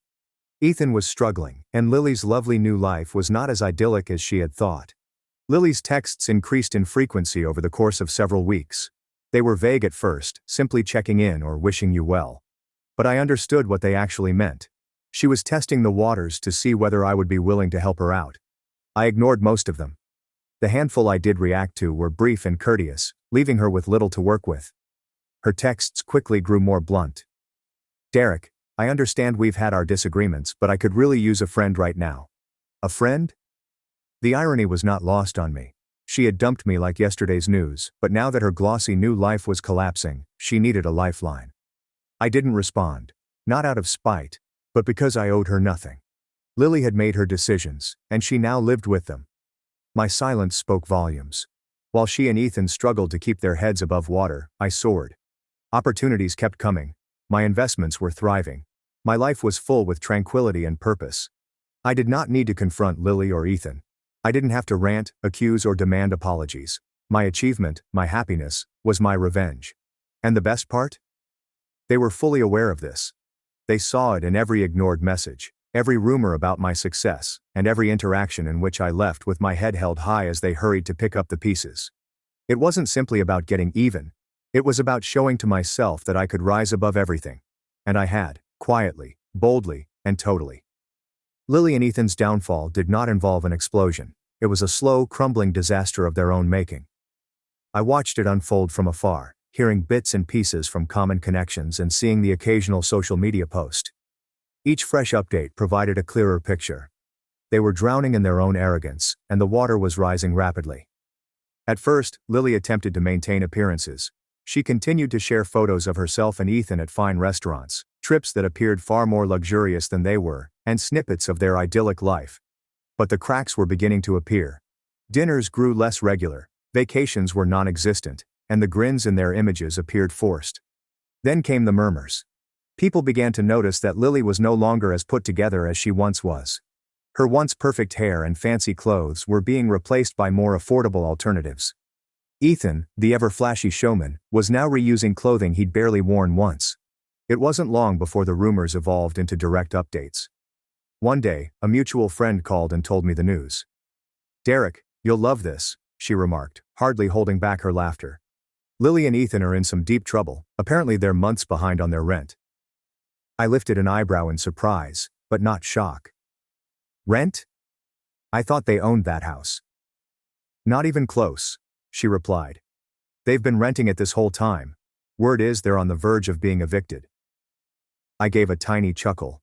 It was poetic justice, really. Lily had battled so hard to get that house in the divorce, only to discover she couldn't afford to retain it. The financial woes did not end there. Another buddy reported that Ethan was laid off from his work. He was still appearing to have everything under control, but it was evident that he was struggling. Lily, for all of her concerns about me not working, had never worked a real job. Their idyllic life was crumbling under the weight of rising debt and a lack of income. One evening, when I was sipping coffee and scrolling through emails, Lily texted me. "Derek, I really want to talk to you. It's important." I glanced at the message for a long time before typing my response. "Is everything okay?" Her reply came almost immediately. "Not really. Ethan and I are going through a hard stretch, and I was hoping you might help. Just a small loan to see us through." "A loan from me?" I couldn't stop laughing at the irony. She'd abandoned me, mocked me, and flaunted her new relationship with Ethan, and now she wanted my aid. "I'm sorry to hear that," I said, "but I'm afraid I can't help. I'm confident you will figure it out." Her response was delayed this time, and I could almost feel her frustration through the screen. "Derek, please, just once. You don't need to make it a huge issue." I did not bother answering. There was nothing left to say. Lily and Ethan had made their bed and were now lying on it. The next piece of news arrived a week later. Lily and Ethan had been officially evicted. The landlord, evidently tired of their excuses, had given them a strict deadline, which they had failed to meet. They were compelled to move into a small, dilapidated apartment on the outskirts of town. "Derek, I wish you could see it," the same mutual acquaintance said on the phone. "It's such a far cry from the life they were pretending to have. Lily's barely holding it together, and Ethan looks like he's aged 10 years. I did not gloat. I did not need to. Their failure was not because of me. It was about the implications of their own decisions. Lily had given up a life of security and support for a fantasy that couldn't endure reality. And Ethan, well, he was getting exactly what he sowed. However, the most telling indicator occurred during another unexpected encounter. I ran into Lily at a grocery shop, with her basket full of store-brand necessities. She looked up, noticed me, and froze. "Derek," she murmured with a trembling voice. "Lily," I responded, keeping my tone calm. She opened her mouth as if to speak, but nothing came out. She appeared defeated. The confident, cocky lady who had requested a divorce and boasted about her affair was nowhere to be found. "I hope you're doing well," I murmured, breaking the stillness. She nodded hurriedly, her gaze slipping away. "You too," she said, wheeling her cart down the aisle. As I watched her walk away, I couldn't help but experience a peculiar spectrum of feelings. Satisfaction, definitely, but also sorrow. Lily made her decisions, and they led her here. This was the life she had battled so hard to build, and now she was locked inside. I did not need to say or do anything to make her regret her actions. Life has already taken care of it for me. And as I walked out of the store that day, I realized that karma doesn't always require a push. It simply takes time. Everything quickly came to a head. I knew what was coming. It was inevitable. People like Lily and Ethan do not handle repercussions well. When their carefully crafted facade of prosperity begins to disintegrate, they lash out, looking for someone to blame, or someone to save them. One morning, while I was wrapping up a client conversation, my phone lit up with a number that I hadn't stored. But I knew it. Lily. For a moment, I pondered letting it ring out, but curiosity got the best of me. I picked up, keeping my voice quiet. "Derek speaking?" Her voice was tight, about to snap. "Derek, we need to talk." I sighed and leaned back in my chair. "About what, Lily?" There was a pause, as if she was searching for the appropriate words. "About everything. About Ethan. About us." I raised an eyebrow, but she couldn't see it. "Us. The nerve of this woman. Lily, there is no us. That ended the day you handed me divorce papers. What's this really about?" She paused again, her voice lowered. We're struggling, Derek. Things haven't been easy since everything happened. I just thought maybe we could talk. Maybe you could help. Help. There it was. The true reason she called. Help with what? I inquired, pretending ignorance. Financially, she conceded, her tone tinged with forced humility. Just a loan to get us back on our feet. I couldn't help but laugh. Lily, you left me because you thought I wasn't good enough, that I didn't work hard enough or make enough money for you. And now you want me to fix the mess you made? Her voice tightened, and defensiveness crept in. You don't understand. Ethan and I just hit a rough patch. A rough patch, I interrupted her. Lily, you made your choice. You left me for Ethan, thinking he was the better option, and now you want me to clean up after you? Not a chance. She began to complain, but I stopped her. You wanted to be free, Lily, free of me, free of my lack of ambition, so enjoy that freedom. I have no interest in being your safety net. I hung up before she could reply. The following interaction was not over the phone. It was in person. A week later, Lily arrived at my office unexpectedly. She appeared stressed, her previously polished looks transformed by something far more desperate.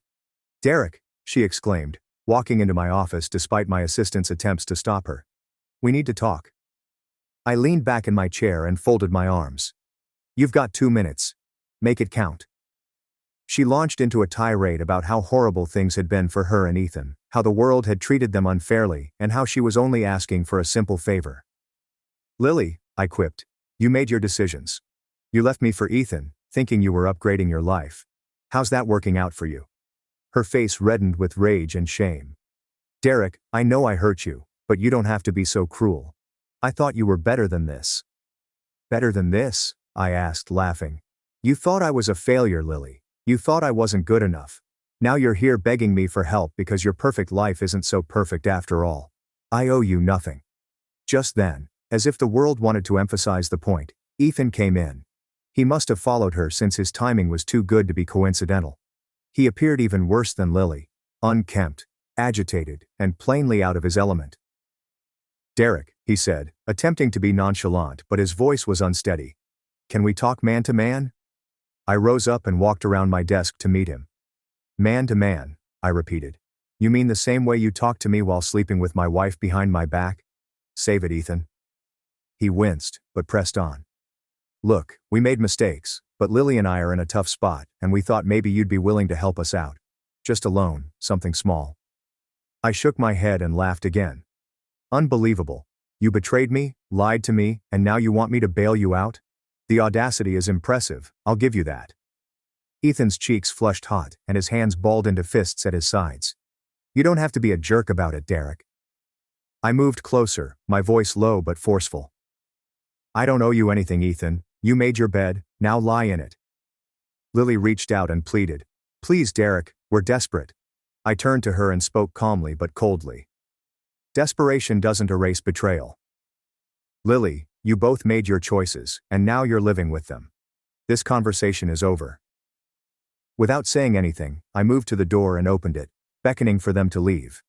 They stayed there for a moment, shocked, before moving out, their heads lowered. As the door shut behind them, I felt a sense of completion. They felt they could influence or shame me into assisting them, but I was no longer the man they thought they knew. This was not simply about vengeance. This was about standing strong, recognizing my worth, and refusing to let those who had failed me bring me down. And as I sat back at my desk, I couldn't stop smiling. They thought they had broken me. Instead, they'd freed me. The beauty of treachery is that it has the ability to turn on itself. Ethan and Lily felt they could escape the mess they had made by banding together. However, the gaps in their relationship began to widen into full-blown fractures. It was almost lyrical to see them crumble beneath the weight of their own choices. The first indication came from a mutual acquaintance, Naomi, who always seemed to have her ear to the ground. She called me one afternoon, her voice full of gossip. Derek, you're not going to believe this, she told him. What now, Naomi? I responded, amused by her dramatic tone. It seems Ethan has been, how should I put this, seeing someone else. I laughed, a genuine belly laugh that I hadn't had in a while. Seeing someone else? Are you serious? Dead serious, she remarked. Apparently Lily caught him texting another woman, some young thing from his new job if you can believe it. I shake my head. The irony was so thick, I could taste it. Ethan, the man who had betrayed me and Lily, was now betraying her in the same way. Karma did not simply catch up with them, it ran them over. The fallout was fast. Lily, who had always been cocky and confident, was now caught off guard. According to what I heard, she confronted Ethan in a very public setting, screaming at him in the middle of a cafe. He tried to brush it off, Naomi explained, loving every detail. Said it wasn't a big deal, and Lily completely lost it. She threw her coffee at him. I could almost see it. Lily, the same lady who once boasted about leaving me for a better man, is now down to tossing lattes in public. It seemed almost too good to be true. But it did not end there. The woman Ethan had been texting was not a casual affair. He'd met her at his new work, and she was everything Lily wasn't: young, reckless, and uninterested in settling down. Ethan, being the impetuous moron he was, convinced himself that she was worth sacrificing everything for. Lily, of course, did not take the treachery calmly. She sought explanations. I demanded that Ethan clean up the mess he'd created. But Ethan was Ethan, and repairing things was never his strong tea. Instead, he doubled back, blaming Lily for their financial problems and accusing her of being overly demanding. Their disputes were the buzz of the town. Neighbors reported hearing yelling battles late at night. More than one friend described unpleasant occasions in which Lily burst into tears in the middle of a conversation. Ethan eventually moved away, leaving Lily in their filthy flat with no method of paying the rent. She contacted me again during this period, her voice quivering with rage and desperation. "Derek," she began, without bothering with pleasantries. "You were right about Ethan. He's a liar and a cheat, and I can't believe I trusted him." I leaned back in my chair and let her rant. I could have given her sympathy or said something conciliatory, but where was the fun in that? "Lily," I replied after she paused for breath. "You made your choice. You chose Ethan over me, thinking he was the better man. How's that working out for you?" She remained silent for a moment. On the other end of the line, I could hear her breathing heavily. Finally, she murmured, "I don't need your lectures, Derek. I need your help." "No," I responded firmly. "What you need is to learn to live with the consequences of your decisions." She hung up with me after that. According to what I learned later, Ethan did not return. He moved in with his new girlfriend, who soon found he was just as unstable as Lily. Last I heard, he was couch surfing, unable to maintain a job or a relationship. Lily, on the other hand, was left to pick up the pieces of her broken existence. She had no work, no funds, and no one else to turn to. Her family had grown bored of her incessant drama, and even her friends had begun to drift apart. The life she had fought so hard to create with Ethan had crumbled to ash. And I didn't have to move a finger. Karma had completed all of the work for me. There's a certain thrill in knowing that people like Lily and Ethan will eventually destroy themselves. They believe they are cunning, that they can deceive and betray their way to happiness. However, life has a way of humbling them. And while they were fighting, I was thriving. My work was booming, my life was tranquil, and my future seemed brighter than ever. They say that living well is the best form of payback, and by that standard, I had won. The odd thing about hitting rock bottom, when you're the one betrayed, humiliated, and rejected, is that you realize how resilient you truly are. For me, divorce was not the end. This was the beginning. A new start camouflaged as catastrophe. Lily and Ethan had destroyed the bridge behind them, but I was already constructing a better one ahead. Following the divorce, I made a pledge to myself that I would not let their betrayal define me. I'd soar beyond it. Not for retribution, but for my own peace. And this is exactly what I did. The first stage involved investing in myself. I updated my apartment to a beautiful penthouse in the city center. Floor-to-ceiling windows, simple furniture, and a vista that reminded me every day of how far I had come. It wasn't simply a place to live. It was a statement, a representation of my new existence. My formerly solid career began to flourish in unexpected ways. Freed from the stress of Lily's incessant criticisms and Ethan's backstabbing, I refocused on my work. Clients noticed. New contracts flowed in. My annual income has surged, reaching $513,000 and growing. Then there were unexpected chances. My skill and reputation in my profession resulted in lecture engagements, collaborations, and investment opportunities. Every accomplishment seemed like a tiny win, a reminder that I was more than the man Lily had dismissed. Socially, I started rebuilding as well. Old acquaintances who had drifted apart over the years reconnected. New friends entered my life. People who valued me for who I was, rather than what they could get from me. I began attending events, networking with like-minded people, and even taking the odd weekend trip for fun. However, the most major alteration was internal. I learned to value myself in ways I hadn't previously. For years, I had devoted so much work to keeping Lily happy, attempting to match her unreasonable expectations, that I had lost sight of my own worth. Now I was reclaiming it. Therapy was also helpful. I won't pretend I did anything on my own. Talking to someone objective, someone who could help me comprehend the betrayal and ongoing anger, was priceless. My therapist once told me, "Derek, you're not responsible for other people's decisions, you're only responsible for how you react to them." Those words became my motto. Then there was my creative side. I had always dabbled in writing and photography, but now I had the time and energy to pursue both properly. I established a blog, which is half personal journal, part professional thoughts, and it soon gathered traction. People connected with my tale of rebuilding, of turning suffering into progress.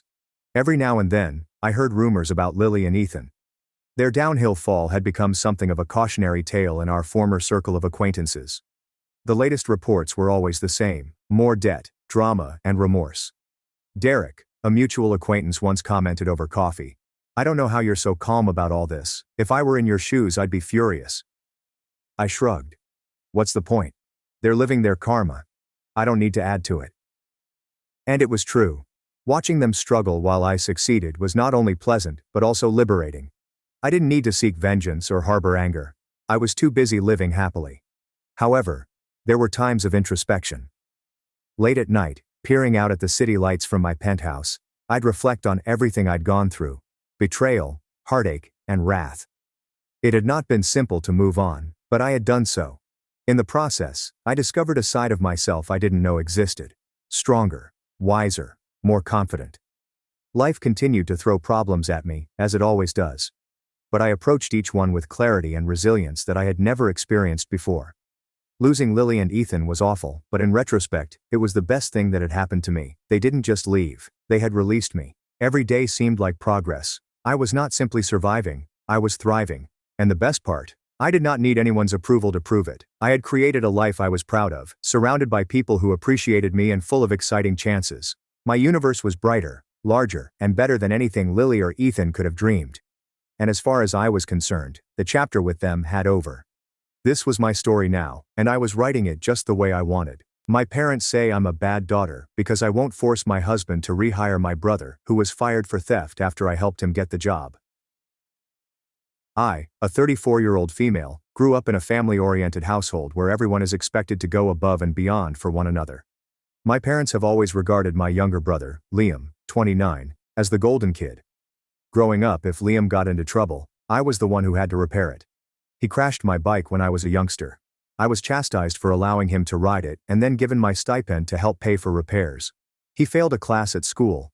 I was urged to tutor him every day, even if it meant canceling my own plans. You get the picture. I became the unofficial cleanup crew for Liam's mess. I adore my brother, but he is reckless, charming when he wants something, and never willing to face repercussions. Meanwhile, I worked hard to establish a steady lifestyle. I went to college, obtained a decent job, and eventually married my spouse, Dan, 36, a male.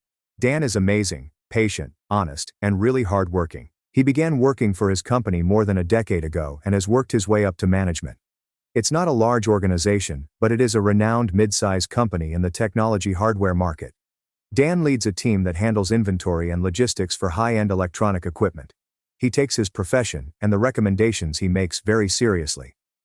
Over the years, my parents have had no qualms about asking me for various favors for Liam, such as money for his car repairs or a place for him to crash. We let him stay in our guest room for a short time last year after he ended his relationship with a woman. You name it. They always phrase it as, family helps family. For the most part, I attempted to help when I could, but as I grew older, I also began to place some soft boundaries. I quit lending money after one too many loans that never came back. For example, my folks didn't take it well. Cue the guilt trips about how wealthy I am while Liam struggles, and how I owe it to my family to share the good fortune. It is exhausting, to say the least. Latest request. Liam lost his job again a few months earlier. He has a poor employment history, with brief stints in retail and warehouses. My parents called, not so quietly implying that Dan could get a job for Liam at his company. They discussed how Liam simply needed someone to give him a chance, and how I could stand up for family by asking my husband to do so. I was quite hesitant. As you may already be aware, combining family and business may go tragically wrong. But Liam begged me as well, saying he'd truly straighten up if he had a decent employment opportunity. He promised he'd be responsible and make me proud. I'll admit that I felt for him. He seems earnest and desperate. After weeks of persuasion and seeing my brother almost on his knees, I surrendered. I spoke to Dan. Dan was skeptical, but he agreed to help. He was able to obtain Liam an entry-level position on his team, primarily processing inventory records and assisting in the warehouse. It was not flashy, but it paid well and offered benefits, and that was the foot-in-the-door opportunity Liam had been longing for. Dan made it plain to both me and Liam that suggesting him meant he was taking a risk. If Liam made a mistake, Dan's reputation would suffer. I assured my husband that I understood, and I genuinely believed that my brother would step up, at least this time.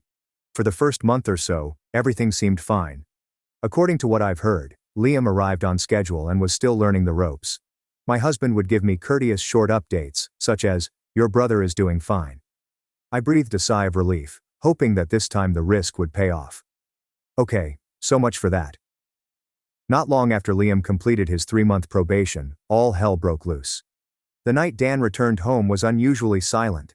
He sat me down and explained that there had been an incident at work with Liam. My stomach sank. Dan then revealed that a couple of high-end graphics cards, each worth a small sum, had gone missing from the inventory cage. These are high-tech components that their company supplies. It's a significant loss. They reviewed the security footage and discovered my brother attempting to sneak the goods out of his backpack. Liam attempted to steal expensive equipment from the warehouse and was caught red-handed on camera. I felt humiliated. According to Dan, when confronted by management, Liam initially tried to pretend that he believed them were trash, which was plainly a phony argument. Who would put brand new, unopened electronics in their own bag if they thought they were trash? Then he started begging, saying he needed money and planned to sell them. It was just a disaster. The corporation, like every reasonable organization, has a zero-tolerance policy against theft. Dan stated that HR was involved, and Liam's employment was terminated on the spot. Dan informed me that Liam had been dismissed and escorted out earlier that day. Here's when things get even more difficult. That evening, once I received the news, my phone flooded with calls from my parents. I was hardly processing my own amazement and rage when I responded. A big mistake. My parents were furious at me. Liam apparently ran directly to them after being sacked, claiming that he was wrongly punished for certain lost items. They either believed him or pretended they did. The debate swiftly devolved into them demanding that I remedy this.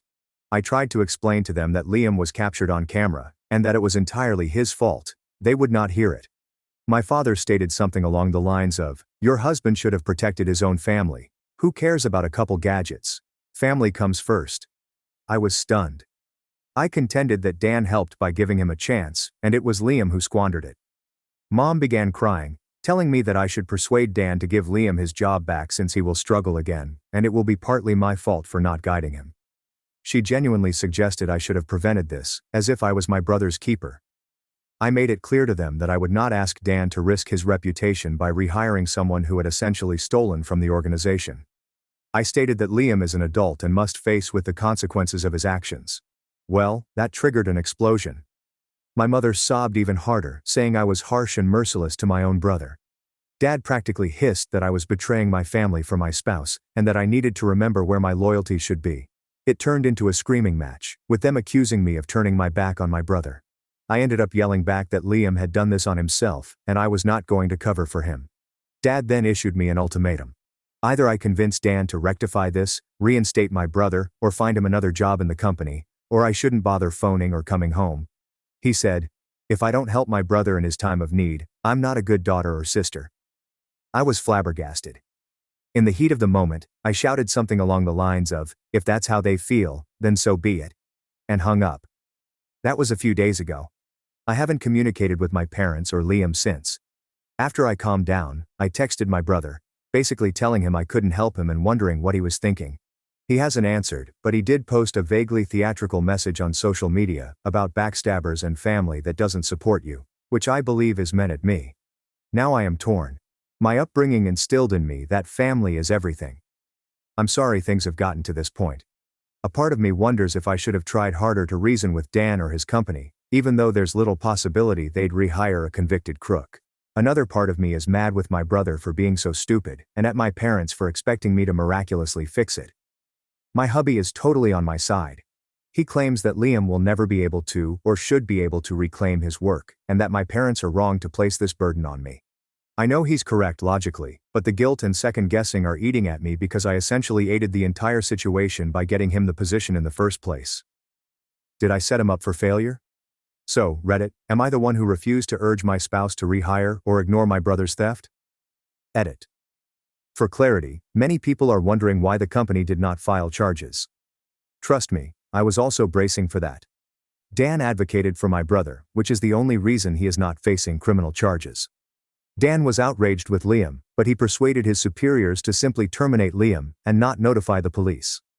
I believe it was partly out of loyalty to me, and because he didn't want me to cope with the consequences of a family arrest. It was a one-time kindness gesture. Despite knowing this, my parents continue to believe that Liam is the victim in this situation. That's strange. Update 1. Thank you Reddit for all of the responses to my initial article. I'm honestly astounded by how much attention it received and how kind and frankly honest everyone was.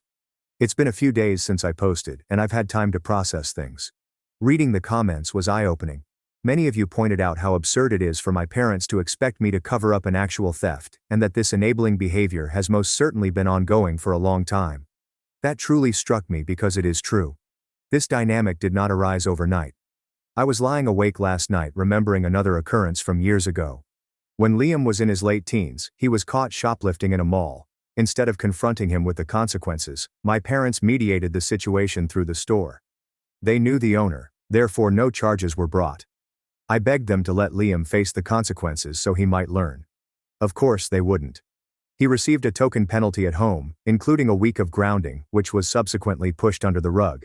They even informed our families that it was a misunderstanding. Liam learned nothing from the experience except that mom and dad were always there to help him out. That was one of the first times I knew my parents would manipulate reality to protect him. Anyway, your remarks left me with a lot to think about. The verdict was overwhelmingly not what I expected, but I needed to hear from neutral people. You all also helped me see how much my family's toxic dynamic has pushed me into this fixer role. Many of you said, if you keep catching your brother when he falls, he'll never learn to pick himself up. I'm taking it to heart. To address some popular queries, how did this affect Dan's job? Unfortunately, the answer is yes. There was some blowback. I asked Dan if he had gotten in trouble for endorsing Liam. He admitted he had an extremely awkward conversation with his superiors. Essentially, he had to repent for vouching for someone who later stole and commit to be more cautious about referrals. It was embarrassing for him. I feel terrible. He put his neck out to help my brother at my request, and it burned him. Dan, being the sweetheart he is, does not blame me, but rather Liam. But I still feel bad since my family brought him into this situation. Does your sibling have a history of such behavior? Aside from the shoplifting case above, I believe so. He's been fired from at least one prior job before. At the time, my parents said that the manager was out to get him. But knowing what I know now, I wouldn't be shocked if Liam also played a role in the firing. My parents have a habit of minimizing or concealing his mistakes. It was as if they were training me to see him as blameless, so that I would continue to assist. Have your parents always been so biased, enabling? Oh sure. My parents have continuously enabled Liam, placing the onus on me to be the responsible one. If he messed up, I was supposed to correct it or cover for him. This trend dates back a long time and it appears to have not changed even now that we are grown-ups. So, here's what I've done since my first post, owing in large part to your recommendations. Many commenters asked me to be firm and establish clear boundaries. Some even suggested considering limited contact or no contact if my parents continue this behavior. That thought is difficult for me. As dysfunctional as things are, the prospect of losing my parents and brother completely is terrible. But I know I can't continue living under their thumb. I have not officially declared no contact or anything. I sent my folks a beautifully crafted email. I took a day to draft it because I wanted to be firm, yet calm. In the email, I emphasized my love for them and Liam, but what they're asking of me is incorrect. I emphasized that I cannot and will not ask Dan to compromise his career by rehiring Liam or finding him a new position. I emphasized that Liam's choices have repercussions, and that this is his responsibility, not mine or Dan's. I also emphasized that I will not participate if they only intend to throw insults or ultimatums. Basically, I informed them that I'm willing to discuss, But not if they continue to be abusive or expect me to perform miracles. I sent the email the day after my post went up. So far, no reaction. I know they witnessed it. I received a read receipt, which is one of the benefits of working in an extremely detailed workplace. Their silence is quite telling. It feels like they're using the silent treatment to punish me for not obeying. It sucks, but I'm bracing myself. I also tried to reach out to Liam. I texted him. I'm here if he wants to talk about what happened or needs advice, but I can't undo what he did. He did not respond. Instead, he shared another cryptic social media message about false individuals and those who prioritize others over themselves. He also uploaded a pathetic selfie with the comment, "Betrayed by those closest to you." It's so dramatic that I would chuckle if it didn't hurt. I see the silence as a sign. They're most likely waiting for me to break down and apologize. Old me definitely would have by now, but after hearing all of your points of view, I know that holding firm is the appropriate thing to do. I have not blocked anyone. I want to leave the door open for courteous communication, but I refuse to pursue them. One other thing, some of you strongly recommended treatment, both for myself to unlearn this guilt and conditioning, and for Liam, though he wouldn't go until pushed. I took the initial step and began searching for a therapist for myself. I haven't found the proper fit yet, but thanks for the push. That is where things stand. A tight impasse. I'm standing firm, taking care of my mental health as best I can, and hoping that time will bring my parents and brother around. I won't lie, a part of me still thinks they'll reach out willing to discuss rather than demand, but I'm not holding my breath. I'll keep you updated if anything changes. For the time being, I'm preparing myself for the long haul. Update 2. I wish I could say the impasse ended on a nice note, but alas. Silent treatment as a weapon is not new in my family. I remembered a time in high school when I defied my parents over something little. I refused to cancel our plans to tutor Liam. They retaliated by freezing me out for a week until I gave in. That was their strategy, remove affection and acceptance until I fell back into line. So, what about mom and dad's silence during the previous few days? Not surprising. I recognize the approach, and with my husband's and your support, I'm determined not to give in this time. However, it appears that my parents have far more ridiculous techniques than simply giving me the cold shoulder. Dan arrived home from work a few days ago, visibly agitated. He informed me that my father had phoned his company. Yes, my father emailed Dan's employer, essentially to protest about Liam's termination. In the email, Dad accused Dan of failing to defend his family and depicted Liam as a victim of an unfair company. He even claimed that the corporation overreacted and that Liam just took those products since he wasn't earning enough to survive. What? It was a flurry of guilt tripping. We're family, how could you do this? And minimizing. It was only a couple of gadgets, nothing major. I was absolutely ashamed. Fortunately, Dan's supervisor is smart. The employer called Dan only to say, "Please ask your father-in-law not to contact us again." He wasn't angry with Dan, but rather perplexed and little amused that my father thought a sob story would outweigh a theft. Dan apologized to his supervisor and told him that it would not happen again. I can't express how outraged I was. Who does this? Who tries to harass their son-in-law's workplace because they are upset that their other son faced consequences? This went too far. That night, I sent my parents another email, this one more shorter and angrier than the last. I told them not to interfere with Dan's job again. I told them that if they had any respect for me, they would stop immediately. I warned them that if they pulled another act like that, it would irreversibly ruin our relationship. Honestly, it could already be beyond repair. I sent it, then contacted my mother because I was too outraged to confront Dad directly. Mom responded. She sounded exhausted and sorrowful, as if I was pressuring them into these drastic measures. She added, "They only went behind my back because I refused to help your own brother." She then asked, "What were we supposed to do? Just let him suffer?" The conversation ran in circles. She insisted they had no choice because I refused to help. I continued telling her that what they did was utterly unacceptable. She reiterated Liam's precarious situation and how his parents are doing everything they can to help him. I pointed out that they always seem to expect sacrifices from me or Dan. It fell on deaf ears. I will admit that I lost my patience.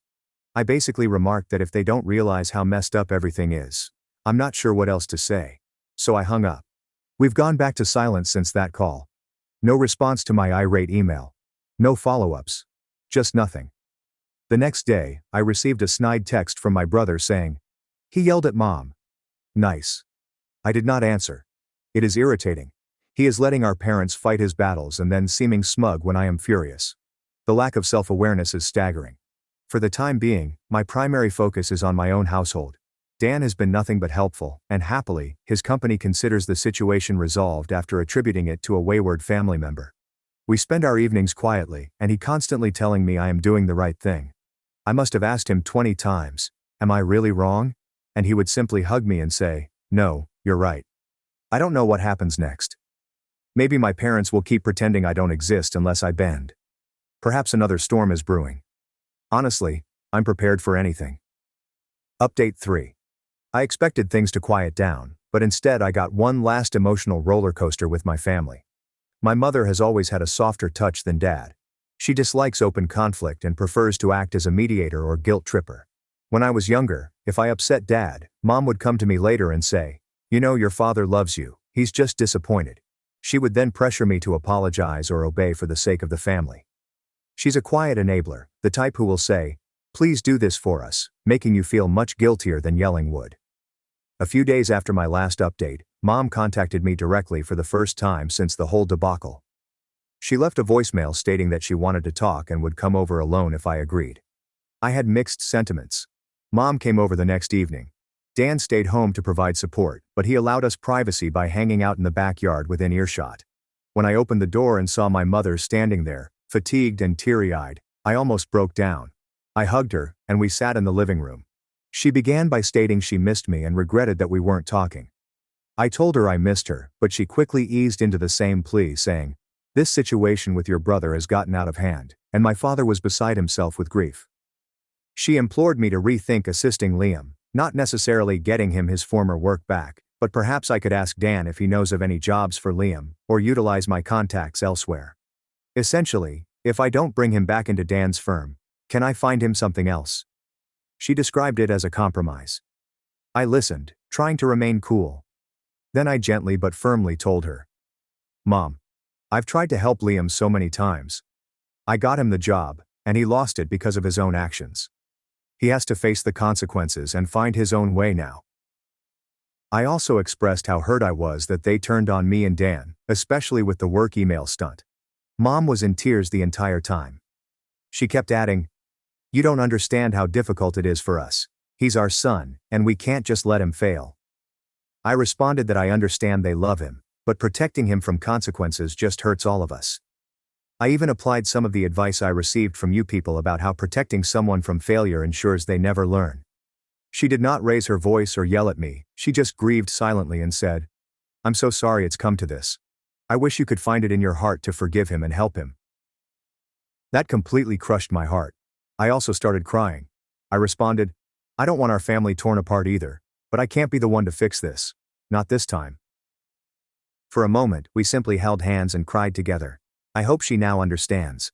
But then she whispered, just above a whisper, "Your father says he won't speak to you until you make this right."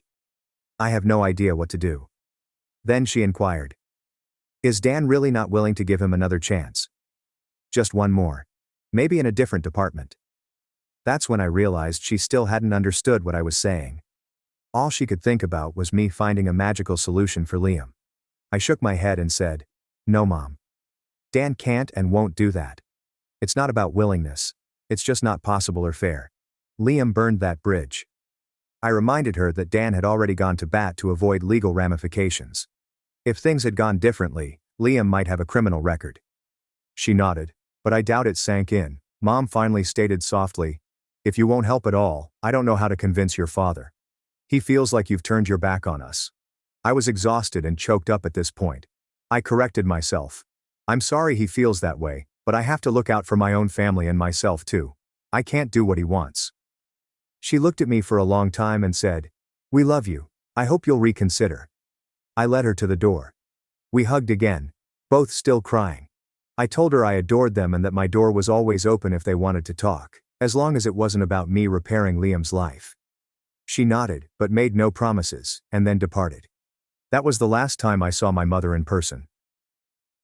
There has been no further communication since that visit. It seems uncomfortably unsolved. There was no breakthrough. They're still locked in their perspective while I'm stuck in mine. Dad has not contacted me at all. He appears to be holding firm until I correct the situation. Mom is sad, but will not overtly oppose Dad or the mission to save Liam. My brother has not contacted out either. I suppose he's simply lurking behind them and waiting. Following that encounter, I was in a state of sadness for the next 3 days. Thank goodness for Dan, who was there to embrace me while I sobbed. It is one thing to stand your position in a heated situation. It's another to witness your mother cry and remain firm. Final update. It's been a while since I last updated. I wanted to give it some time to see how things would settle. It's been several months, and I wish I could give a more positive resolution, but reality isn't a sitcom. The short version is that we are still estranged. My parents have not contacted me, nor have I contacted them in any meaningful way. We didn't even communicate during the customary family gatherings or holidays that passed, which was a first in my life. It was unfortunate to miss out on those traditions. I will not lie. I spent one holiday evening ugly crying on the couch because I was waiting for my mother's call, which never arrived. Meanwhile, I've learned a few things about my family through word of mouth. According to a cousin, my parents eventually found another employment for Liam. Apparently my father asked an old buddy for a favor to get Liam an entry-level position at another company. So my brother is currently employed. True to tradition, it appears that even when I'm not around, my parents continue to bail him out through connections. I hope he doesn't waste this opportunity. However, given history, I have some worries. Regardless, it alleviated one of my concerns: my brother's long-term financial struggles. He has a job. Whatever he does with it is entirely up to him. I've been focused on my personal well-being. I did eventually find a therapist and have been seeing him on a regular basis. It's been quite beneficial to talk about everything: the guilt, the rage, and the loss of practically losing my family, at least for now. My marriage, thankfully, is stable. If anything, this event drew myself and Dan even closer. We've had a lot of conversations about boundaries and the type of family environment we want if we ever have children. Dan has been my rock throughout all, reminding me that I am not cruel or heartless, that I have the right to set limits, and that I am not defined by my parents' approval. I honestly don't know how I would have made it through these months without his constant support and the validation from so many of you on Reddit. Do I still have hope for reconciliation? In a way, yeah. They're my parents and brother. I'll probably never give up hope that we'll be able to make things right. I'd love to have a relationship with them that isn't based on guilt and enabling, but I've realized that I can't change it. They would have to meet me halfway, and they have not demonstrated any willingness to do so thus far. Accepting this has been difficult, but it has brought me some peace. If they never return, I will be sad, but I will live. My door is still open if they ever chose to speak to me as a daughter rather than a resource to be exploited. Meanwhile, I'm doing the best I can with my life. Finally, I'd like to thank everyone who took the time to comment and provide me advice and moral support. I truly feel that without the perspective and encouragement I received here, I would have crumbled and caved in to my family's demands, as I always did. My brother's wife lied that I flirted her, and he kicked me out. A year later, they begged for a place to stay. So I gave them what they deserved. My older brother Lucas, who is 9 years older than me, invited me to stay with him and his wife Karen. At the moment, I was quite grateful. So who wouldn't be? Rent was incredibly exorbitant, and I didn't make enough to even consider living alone. Lucas had a wonderful house with a spare room, and he told me I could stay there for as long as I needed to get back on my feet. It seemed like a lifeline, so I moved in with them. It wasn't a permanent solution, but I was trying to get myself together, you know. I didn't want to be a burden, so I did my best to help around the house. I performed the cooking, cleaning, and errands. I didn't contribute much money at first because I couldn't even purchase my own groceries, but I pitched in wherever possible. For example, if I had any extra money, I'd spend it on groceries or other necessities. I thought things were going nicely at first. Everything appeared perfect. Karen seemed nice enough, and Lucas and I had always been close, so I felt comfortable. Karen and I weren't best friends, but I didn't see any problems between us. She never said much and stayed to herself, but I never took it personally. She was pregnant at the time, so I assumed she was just dealing with personal issues. However, after around 6 months, things began to turn weird, albeit in subtle ways. Karen would offer subtle hints like, "Oh, when the baby comes, we're going to need a lot more space," or, "I wonder if we should start thinking about how to turn the guest room into a nursery." I had the impression that Mom wanted me to leave, but Lucas continued encouraging me, saying, "Don't worry about it. You can stay as long as you need." I trusted him because, well, he's my brother. Why should I think otherwise, right? Then the comments became less subtle.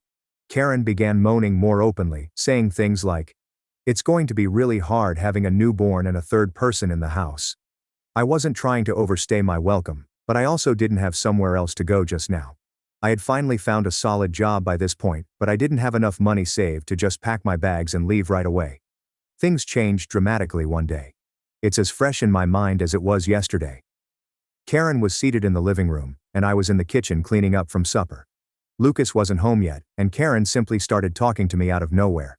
She tells me that she is unhappy with my living there, that it is impacting her peace of mind, and that she does not feel secure with some of the individuals I hang out with. I was like, what people? Since I seldom went out, and when I did, it was generally with coworkers or old buddies from college. Karen says, "You know, I heard from Lucas that some of your friends are involved in stuff like drugs, and I don't want that around my baby." I couldn't believe what I was hearing. I'm not even close to anyone engaging in that sort of activity. And I told her this, but she only shrugged, as if she knew something I didn't. I remember feeling my stomach plummet because it was so unexpected. But I assumed she was simply stressed out from the pregnancy and all. I attempted to brush it off, but it didn't end there. Karen became colder following that chat. She'd give me these glances like I was getting in her way, and she hardly spoke to me unless it was to drop more passive-aggressive signals about my departure. I sensed something was wrong, but I didn't want to think she would just make stuff up about me. I mean, this is my brother's wife. Why would she lie? Fast forward a few weeks, and Lucas also begins to behave distant. It is not like him. So I asked him one night if everything was fine, and he just answered, "Karen's been really stressed lately." He didn't say anything particular, but the mood seemed odd, as if he was hiding something. I didn't push him on it. So when Karen became increasingly distant, I didn't think much of it. I assumed she merely needed space or was sorting through her own belongings.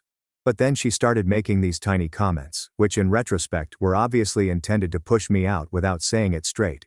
She'd comment how small the house felt all of a sudden, or how she wanted extra space for the baby's belongings. She once quipped, "Maybe you'll be moving out before the baby comes, right?" And then laughed it off as if nothing happened. I remember laughing with her, but deep down I was thinking, wait, is she serious? It wasn't only the remarks, however. She started to avoid me more. If I was in the living room, she would go upstairs or to another room. I tried to strike up a conversation, ask her about her pregnancy, and see if she needed anything, but she just blew me off. I was starting to feel like a ghost in my house. The strange thing was that Lucas never appeared to notice. He was so preoccupied with the baby and future plans that he missed what was going on right in front of him. Then there was the day Karen revealed that I was purportedly flirting with her. I still can't get my head around it. It was an ordinary Tuesday. Lucas was at work and I had the day off, so I decided to clean around the home and help out since I was staying there for free. Karen was sitting in the living room, browsing through her phone and not paying attention to anything. I was in the kitchen cleaning down the counters when she said, "Can I talk to you for a second?" I came over assuming she needed help with something, but the look on her face was strange. She did not appear upset, but there was something odd about her demeanor, as if she was ready to break some severe news to me. So she began messing with her phone. "I've noticed that you've been, I don't know how to say this, but you've been acting kind of flirty with me." I nearly froze. At first I had no idea what to say because it was so unexpected. Like, what? Am I flirting with her? I chuckled, assuming she was joking. "Wait, what? Flirting with you? That's insane, Karen." But she wasn't laughing. She just stared at me, dead serious. "No, I'm not kidding. Lucas mentioned it to me as well. He said he noticed it a while ago." That's when my stomach fell. Did Lucas notice it?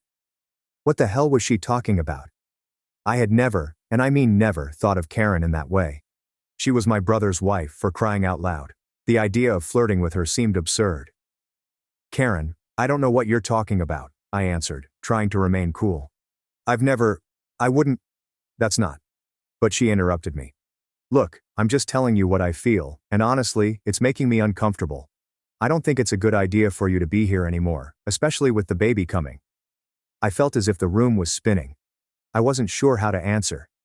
How do you defend yourself against something that has never happened? I wanted to scream, but I just stood there, absolutely stunned. "Lucas said that?" I eventually managed to inquire. She nodded. But something about how she did it felt odd, like if she wasn't delivering the entire tale, but I couldn't figure out what portion was missing. The rest of the conversation is a haze.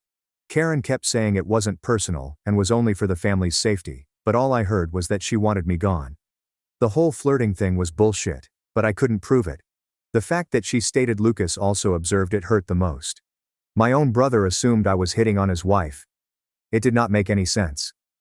After that day, things became quite stressful in the house.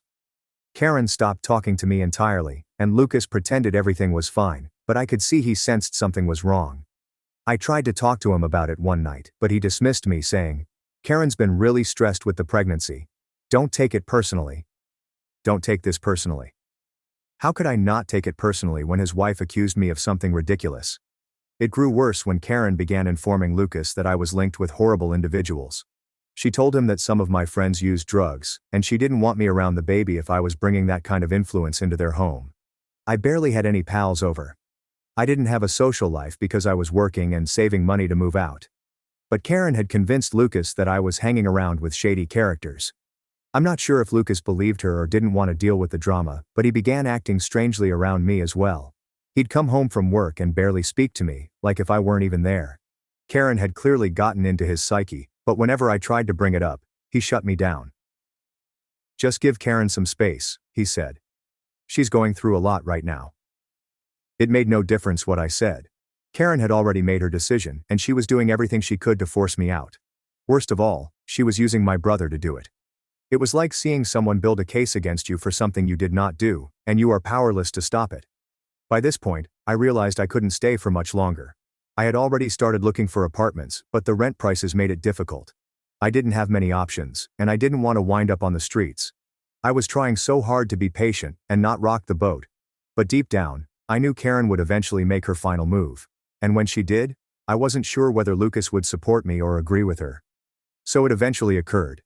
I knew it was coming, yet it still hit me hard. Karen had been working up to this for weeks, and I guess I was just hoping that Lucas would intervene and urge her to stop it. But it did not happen.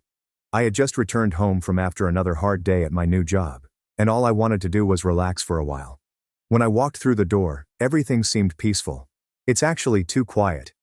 The kind of silence that makes you feel like something is wrong but you can't pinpoint it right away. As I approached my room, I noticed it.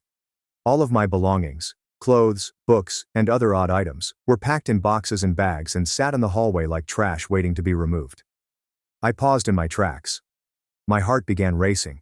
And for a little moment, I wondered whether there was an error. Maybe Karen was doing some bizarre cleaning, or Lucas was rearranging things. But deep down, I knew that wasn't it. This was not a misunderstanding. I came into the living room and saw Lucas sitting on the couch, his head in his hands. He didn't look at me at first and didn't say anything, just sat there in an awkward silence. Karen was nowhere to be seen, which left him to perform the dirty work. "What's going on?" I inquired, attempting to maintain a calm demeanor despite my rising irritation. Lucas groaned and finally looked up at me with a sorry expression, as if he were a small child who had been discovered doing something wrong. "Karen, she thinks it's time for you to move out," he told her. His voice was so hushed, as if he was ashamed to utter it. I couldn't believe what I heard. "Are you serious? You're kicking me out just like that after everything?" He did not even attempt to defend himself. He only nodded, gazing at the floor. "It's not like that," he murmured. "It's just, Karen's stressed with the pregnancy and she feels uncomfortable with you being here, you know, with everything going on." "Is everything going on?" What exactly did that mean? I'd done nothing wrong. I had not caused any issues. All I did was live there, serve others, and stay to myself as much as possible. And now I'm being kicked out because Karen felt uncomfortable. It was utter nonsense. Lucas was also aware of the situation, but he was not going to stand up to her. I could see it clearly now. "So that's it? You're just throwing me out on the street?" I inquired, my voice quivering with rage. "Over some lies Karen's been feeding you?" "I've done nothing but help around here, Lucas. You know that?" Lucas stood up, raking a hand over his hair while avoiding eye contact. "I'm not throwing you on the street," he told you. "I'll help you find a place. We can cover your security deposit, maybe even the first month's rent. It's not like we're abandoning you. Not forsaking me." It seemed like the exact opposite. I was not asking for money. I was asking for some respect, for my own brother to have my back rather than just giving up because his wife wanted me gone. Karen said I was flirting with her, Lucas. She said I was hanging out with bad people. Do you really believe that? I pleaded, hoping for some type of affirmation that he understood the truth. He didn't respond immediately away, and his quiet revealed everything I needed to know. He either believed her or was too terrified to argue with her. Regardless, I was screwed. Look, his final response was, Karen's been really stressed, and with the baby coming, we just need a little more peace in the house. You've been great, and I appreciate everything you've done, but this is what's best for everyone. What's best for everybody? How about what's best for me? I wanted to scream, but I knew it wouldn't make any difference. Karen had made her decision, and Lucas was not going to argue with her about it. I was being pushed out, and there was nothing I could do about it. I stood there for a second, trying to digest everything. Part of me wanted to storm out and never look back, but there was nowhere else to go. I didn't have any finances for a new place yet, and I certainly didn't have any family to turn to, at least not after this. Lucas was the only person I believed I could rely on, and now that bridge was burning right in front of me. When do I have to be out? I said, my tone flat and despondent. Lucas shifted uncomfortably. Karen was hoping by the end of the week, he replied, almost ashamed to admit it. It's the conclusion of the week. That was 4 days away. 4 stinking days to locate a place to live, pack my belongings, and figure out how to exist on my own. Right.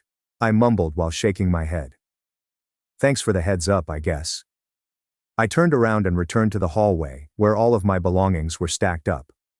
I felt Lucas watching me, but I didn't bother glancing back. What was the point? He was not going to change his mind, and Karen would not allow it. I began picking up the boxes and hauling them back into my room, trying to figure out what to do next. I spent the following few days furiously looking for flats and contacting anyone I could think of who would be willing to let me stay for a bit. It was not easy.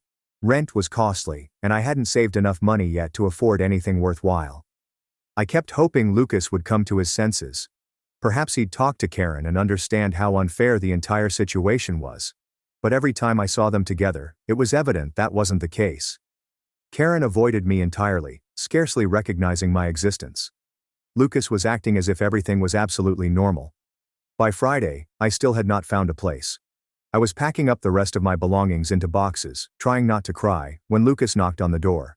He stood awkwardly for a minute, clutching an envelope in one hand. Here, he said, handing it to me. It's for the security deposit and the first month's rent. I hope it helps. I accepted the envelope without saying anything. I did not want his money. What I wanted was for my brother to stand up for me, to tell Karen that she was wrong and that I did not deserve to be treated this way. But I knew that wouldn't happen. I left that weekend with my boxes and luggage, feeling more alone than ever before. Lucas scarcely said goodbye. Karen did not emerge at all. I had simply vanished from their lives, as if I had never existed. After being kicked out of Lucas's apartment, I spent the following few months primarily in survival mode. I had nowhere to go at first, so I began sleeping on friends' couches. Do you ever feel like you're intruding on others, even if they say it's fine? That is how I felt every day. I was grateful to my friends for allowing me to stay, but deep down I knew I couldn't do it forever. I was only a guest, and they had their own lives to lead. The most difficult aspect was pretending everything was okay when it wasn't. I didn't want to keep bringing up what happened to Lucas and Karen. I didn't want others to think I was bitter or obsessed with it, but truly, I couldn't stop thinking about it. I can't just forget that my own brother threw me out like I was nothing. But if someone asked how I was doing, I just smiled and replied, I'm figuring things out. As if it wasn't killing me on the inside. Couch surfing was unpleasant. I couldn't settle somewhere, so I was continuously traveling about with all of my belongings in boxes and bags. It's strange to live out of boxes for so long.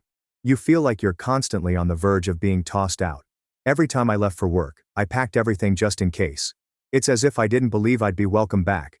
It screws with your head to live like that. I'll admit that things weren't fantastic for a spell.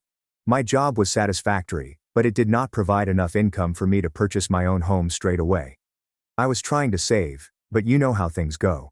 Every time I thought I was making headway, something came up to deplete my savings. Car issues, bills, food.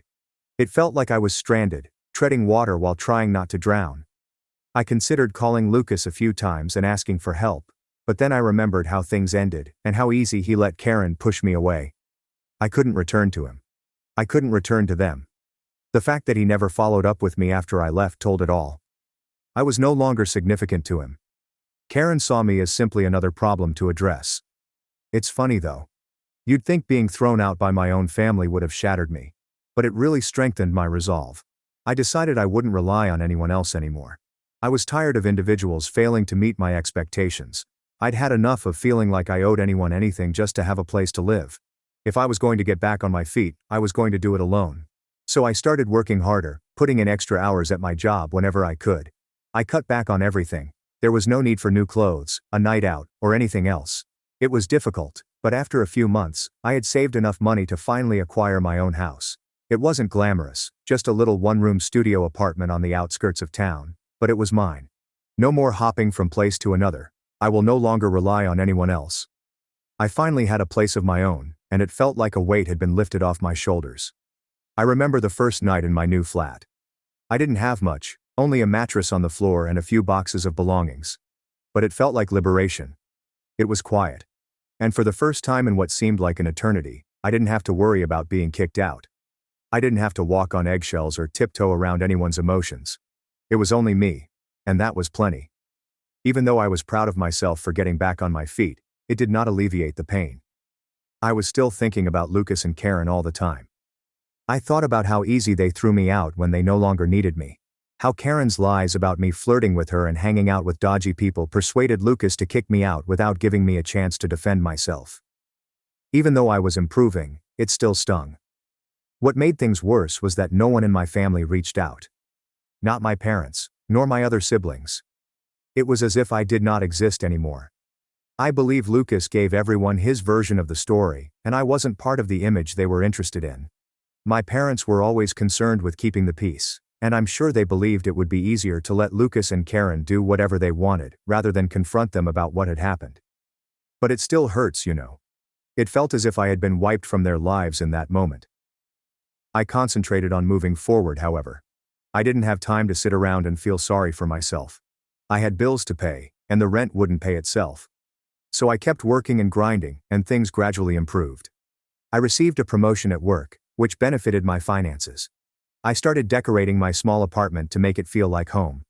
It wasn't perfect, but it was mine, and I was pleased with how far I'd come. Throughout this experience, I realized that you cannot rely on others to change your life. No one is coming to save you. And the individuals you think will always have your back may be the ones who bring you down the hardest. It's a difficult pill to swallow, but it is the truth. You must look out for yourself because when everything comes crumbling down, the only person you can rely on is yourself. Despite everything, I wished things had turned out differently with Lucas. I miss having a brother. I missed how things used to be before Karen entered the picture and turned everything upside down. But I knew I could not return to that. I could not forget how they treated me. I was not going to let them back into my life after what they had done. They made their decision, and I had to live with mine. I hadn't spoken to Lucas in over a year by the time I felt like I was back on track. Every now and then, he or Karen would text me to see how I was doing or to check in, but I never responded. I could not. Not after everything they put me through. I assumed they'd moved on too. They'd already had their baby, and I'm sure their lives were perfect without me. But deep inside, I knew something was wrong. You don't simply treat family like that and expect things to be well. I didn't realize it at the time, but the whole thing was going to come around later. And when it happened, it would change everything. I hadn't spoken to Lucas or Karen in approximately a year after moving into my own house. I'd done everything I could to put them behind me, but you can't simply delete family memories. Every now and then, I considered reaching out, but then I remembered how they threw me out like I was nothing. Even now, the notion of Lucas believing Karen's falsehoods made me sick. Then one day, I received a call. I was sitting at my work, half listening to a podcast, when my phone rang. I looked at the screen and, to my astonishment, it was Lucas. We hadn't spoken in about a year, so seeing his name come up gave me a strange feeling. Part of me wanted to ignore it and leave it on voicemail, but something prompted me to pick up, so I did. "Hello," I said, trying to sound neutral and not express any emotion. There was a pause on the other end before Lucas's voice came through, sounding strange. He didn't sound like the confident, well-groomed older brother I used to know. He sounded desperate. "Hey," he said. "It's me." "Yeah, I know," I said, not wanting to make things easier for him. Lucas paused, then sighed. "Look, I'm just going to cut to the chase. We need help. Karen and we're losing the house." The business went under, and we're getting evicted. We've got nowhere else to go. I could feel my heart rate increase. I hadn't heard from Lucas in over a year, and he called because he wanted something. It was almost comical what they had put me through. Part of me wanted to hang up right there and let them work it out for themselves. But the other part of me, well, that was complicated. So, what do you want from me? I inquired, attempting to keep my voice calm. We were hoping. He paused, as if he couldn't believe what he was about to say. We were hoping you'd let us stay with you, just for a few months, until we get back on our feet. I couldn't believe what I heard. My mind went back to that day, when I arrived home to find all of my belongings packed in the hallway, and Lucas just stood there as Karen lied about me flirting with her. And now they wanted to remain in my place. I laughed briefly, more out of incredulity. You've got to be kidding me, I told you. I know how it sounds, Lucas said immediately, as if he understood how silly it was. But we've got 2 kids now, we don't have anywhere else to go. Please, we wouldn't ask if it wasn't an emergency. An emergency? So I was expected to forget about everything and help them since they were in trouble? Where was the energy when I needed a place to stay? When Karen threw me out for lying, and Lucas just stood there and did nothing. Lucas, I don't know what to tell you, I murmured, my voice firm. You kicked me out when I needed help. Remember that? You and Karen didn't care then. Why should I care now? There was a long pause on the other end of the phone. And for a moment, I thought he'd hang up. But then he spoke again, this time with a softer tone, as if he was finally beginning to understand. I know, he replied. I know we screwed up. Karen, she was wrong. I was wrong for not standing up for you. I should have never let that happen. I should have had your back. Hearing him say that made me feel both satisfied and angry. It was the apology I had been waiting for, but it also felt too late, as if it no longer mattered. The damage had already been done. What use was an apology now, after all this time? I needed you, Lucas, I replied, my voice beginning to crack. I needed my brother, and you let her lie about me. You let her make me out to be some kind of freak, like I was flirting with her. You believed her over me. I know, he whispered. I'm sorry. I really am. But right now we're desperate. We don't have anyone else to turn to. I'm asking you as your brother. Please, can we stay with you? I sat there, phone clamped to my ear, trying to think of what to say. A part of me wanted to tell him to shove it and let him deal with the consequences of his actions. But another part of me, perhaps the bit that cared about family despite everything, was torn. I had been through hell before they kicked me out. But did it mean I had to kick them even while they were down? Was it my obligation to be the greater person in this situation? I need some time to think about it, I finally admitted, my voice tight. I understand, Lucas said, happy that I had not slammed the door in his face just yet. Take as much time as you need. I'm really sorry for everything, and I hope you can find it in your heart to forgive me. After we hung up, I sat there staring at my phone. A part of me wanted to giggle at the comedy of the situation. They kicked me out without hesitation, and now they begged me for a place to remain. It felt like a twisted karmic joke. But the truth was that I didn't know what to do. I didn't want to be that person that harbors grudges indefinitely. However, I did not want to be walked all over again. If I let them stay, will they take advantage of me again? Or will this be the moment when we all mature and move on from what happened? I pondered about it for several days. My phone started buzzing with texts from Lucas, warning me that they didn't have much time until they had to leave their residence. My parents even got involved, sending me guilt-inducing messages about how family is strong and how I should let go of past mistakes. But it wasn't so easy. Family bonds work best when both parties genuinely care about each other. And for a long time, it seemed like I was the only one who cared. Update 1. I sat with the phone in my hand, expecting some sort of supernatural response. After several days of deliberation, I finally called Lucas back. He didn't answer immediately away, so I left him a message informing him that I had made my decision and that he may contact me back whenever he had the chance. A part of me felt as if a heavy weight had been lifted. But the other part was just nervous, as if whatever happened next would either be a complete disaster or something that would permanently alter our relationship. I wasn't sure which way things would go, but I had to stick to my decision. About an hour later, Lucas called me back. His voice seemed strained, as if he'd been holding his breath since I left the message. So, what's your decision? He inquired, without bothering with small talk. I took a deep breath. Look, Lucas, I thought about it a lot, I began, attempting to remain cool despite the fact that my heart was racing. And I can't let you and Karen stay with me. There was stillness on the other line, as if he wasn't sure he'd heard me correctly. Wait, what? You're serious? He finally asked, sounding surprised rather than outraged. After everything? I shot back, my voice becoming sharper. You mean after you kicked me out of your house with no warning based on lies Karen made up? You threw me out, Lucas. I had nowhere to go. So yeah, I'm serious. I could hear him breathing on the other end, as if he was trying to figure out how to react without exploding out. I told you I was sorry for that. We were under a lot of stress. Karen was pregnant, and things were just complicated. Complicated? I asked, my irritation bubbling up. You believed lies about me flirting with your wife and hanging out with drug dealers. You didn't even give me a chance to defend myself. And now, because things are bad for you, I'm supposed to just forget about all that? I'm not asking you to forget, Lucas added, his voice becoming increasingly urgent. I'm asking you to help us.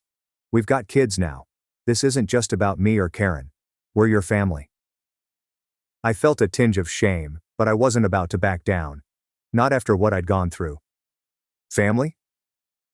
You weren't thinking about family when you threw me out. You weren't thinking about family when you let Karen lie about me. I had to figure it out on my own, Lucas. Now it's your turn. There was another prolonged silence. I could hear the frustration in his breathing again, but he did not argue. He knew I was correct. Look, I continued, relaxing my tone slightly. I'm not saying I don't care, but I can't let you stay with me. I've worked hard to rebuild my life, and I'm finally in a good place. I can't let you and Karen come in and mess that up again. You understand that, right? Yeah, Lucas mumbled. I get it. It wasn't the answer he wanted, but I wasn't going to back down. I wasn't going to allow him guilt-trip me into giving in. I'd traveled too far for that. I'll help in other ways, I said, feeling compelled to throw him something. I'll help you find resources or places you can stay, but my home, that's off limits. There was a long hush on the other end, and for a while I assumed Lucas had hung up. But then he exhaled deeply, as if he'd finally accepted it. Okay, he replied, his voice softer now. I understand. I'm not happy about it, but I understand. I let out a breath that I hadn't realized I was holding. It was difficult to say no to my own brother, but I had to prioritize my own safety. If I accepted him and Karen back into my life in that way, I knew things would return to normal, and I couldn't bear it. I really do hope things get better for you guys, I replied, attempting to leave the talk on a more positive note. I'm sorry things are so hard right now. Yeah, me too, Lucas mumbled. Thanks for whatever help you can give. We exchanged awkward goodbyes, and that was that. I hung up the phone and sat there for a minute to comprehend everything. I'd said no. For the first time in my life, I stood up to my own family, and it felt odd. Half of me felt pleased, while another half was unhappy. I didn't enjoy the notion of being apart from Lucas indefinitely, but I knew it was the right thing to do. I had to draw a line someplace. Over the next few days I kept thinking about that conversation and replaying it in my mind. I wasn't sure if Lucas was upset with me or if he understood where I was coming from, but I knew one thing for certain. I wasn't going to allow myself be guilted into doing something I wasn't comfortable with. My parents, of course, found out about the situation and attempted to intervene with their family sticks-together routine. They couldn't believe I answered no, especially after I recounted what had happened to Lucas and Karen. It's as if they refused to see the wider picture. You should have helped them, my mother reminded me during one of our phone conversations. They're struggling, and you've always been the one to help. This isn't like you. That final part hurt a little. Perhaps it wasn't typical of me, but that could have been intentional. I was always the one who went above and above for my family, no matter how they treated me. But that is precisely why I had to say no this time. I wasn't the same person as before. I'd grown and learned to set boundaries, and this was one of them. I'm sorry, Mom, I murmured, attempting to remain cool. But I've got to put myself first for once. Lucas and Karen can figure it out. My folks didn't get it, which didn't surprise me. They were not the only ones who had been booted out and forced to fend for themselves. They were not the ones who had to reconstruct everything from scratch. I was, and I was not going to let anyone make me feel terrible about safeguarding everything I had fought so hard to create. After then, everything became quiet for a bit. I hadn't heard anything from Lucas or Karen, which was great with me. They had their own issues to cope with, while I had mine. I assisted them in finding a temporary refuge, and that was the last I heard from them. No more desperate calls, no more guilt-inducing texts. My family skipped my graduation for a ski trip, then called me 37 times demanding $4,800 for my brother. But I exposed him and ruined his future. My name is Rob, I'm 23 years old, and I've been the background child in my family since I can remember. Not the black sheep, but more like the unseen one. I was never the troublemaker, but neither was I the kid my parents brag about at dinner gatherings. That honor belongs to Daniel, my older brother. He's the golden boy. Charismatic, athletic, the type of person who can overlook someone's birthday and still make them smile at the conclusion of the talk. I was the quiet one, head buried in books, striving for accomplishments that didn't picture well on Facebook. Graduation day was supposed to be different. I'd worked for years to get here, endless late nights, part-time jobs, and extra hours to pay tuition gaps when scholarships weren't enough. I'd pictured that moment for years. The stage lights, my name being called, and my family in the audience roaring loudly enough for me to hear them over the applause. I even reserved them the nicest seats in the auditorium. But that morning I woke up to a text in the family group chat from my mother. "We won't be able to make it today. Something came up. We'll celebrate soon." I sat there staring at my phone for a solid minute, thinking it was some kind of sick joke. I scrolled up to see if they'd clarified, but the next message came from Daniel. "We're heading to Aspen for the week. Totally last minute. Can't wait." Mom responded a minute later with a series of skiing emojis. No apologies, no awareness that my college graduation, the first in our family, was in less than 4 hours. I didn't respond. I could not. My throat tightened, and the walls of my apartment seemed smaller. Part of me wanted to believe it was just a misunderstanding. Maybe they assumed my ceremony was later in the week, but they knew the date. I'd been discussing it for months. I issued them an official invitation from the institution, as well as a reminder, last week. They simply chose something different. I chose him. When I came to college, I tried to put it aside and concentrate on the present. Friends and classmates were present with their families, snapping photos, carrying flowers, and laughing in groups on the grass. I smiled when others praised me, but the pit in my gut continued to grow. Every time I looked toward the place where my family should have been, I only saw strangers. I persuaded myself it did not matter. I promised myself I'd remember the pride, not the empty chairs. Then my name was called. I stepped across the platform, shook hands, smiled for the photo, and then felt my phone vibrate in my pocket. It was my father. A text message said, "Come home immediately." There is no explanation, simply that. When I came off stage, I noticed the notifications piling up. "We missed 37 calls." The same message was repeated, "Come home now." I did not respond. Instead, I stared at the screen, my diploma in one hand and my phone in the other, wondering what was so necessary that my family, who had skipped my graduation for a ski trip, now asked that I drop everything and rush home. And as I stood there in the midst of the crowd, the clamor of joy all around me, I felt something change inside. A cold, calm knowing that whatever was waiting for me at home was more than simply something coming up. This was the beginning of something bigger. I didn't realize it at the time, but that day would forever separate my family's past and present. And I was about to discover how far the schism would go. When I returned to my apartment that evening, still wearing my graduation gown because I hadn't bothered to change, I discovered 3 more missed calls from my father, and 1 from my mother. No voicemail, no explanation. Simply the same 2 words. Come home. I sat at my modest kitchen table, which I bought secondhand when I moved out, and stared at my phone. I didn't hear from any of them during the ceremony. There were no congratulations, no photo requests, and not even a text to acknowledge the event. They were now treating me as if I had arrived late for an emergency about which I was unaware. Mom's message arrived an hour later. "Your brother needs you. It's important." No context, no questions about my well-being or how the ceremony went, just straight to Daniel. I could practically hear the tone behind it, which was the same as I had grown up with. In our household, Daniel's difficulties were familial issues. Mine was mine. If Daniel scraped his knee, the world came to a halt until he could get a bandage and a bowl of ice cream. If I sprained my wrist at the gym, Mom urged me to walk it off because she was busy. I realized early on that my function in the family was not to be cared for, but to be useful when someone else, usually Daniel, needed anything. I did not respond right away. I set my phone down and headed to the fridge to get something to eat, only to discover I had been too busy studying for finals to adequately grocery shop. I poured myself a bowl of cereal and sat there, reflecting on how Daniel had eclipsed every big milestone in my life. My high school graduation, he'd been discovered having a big party the night before, so everyone was talking about how much trouble he'd gotten himself into. When I started my first job, he damaged his automobile that same day. So, instead of applauding me, everyone in the family group chat started talking about insurance claims. Around 9 p.m., my phone vibrated again. My dad made a video call.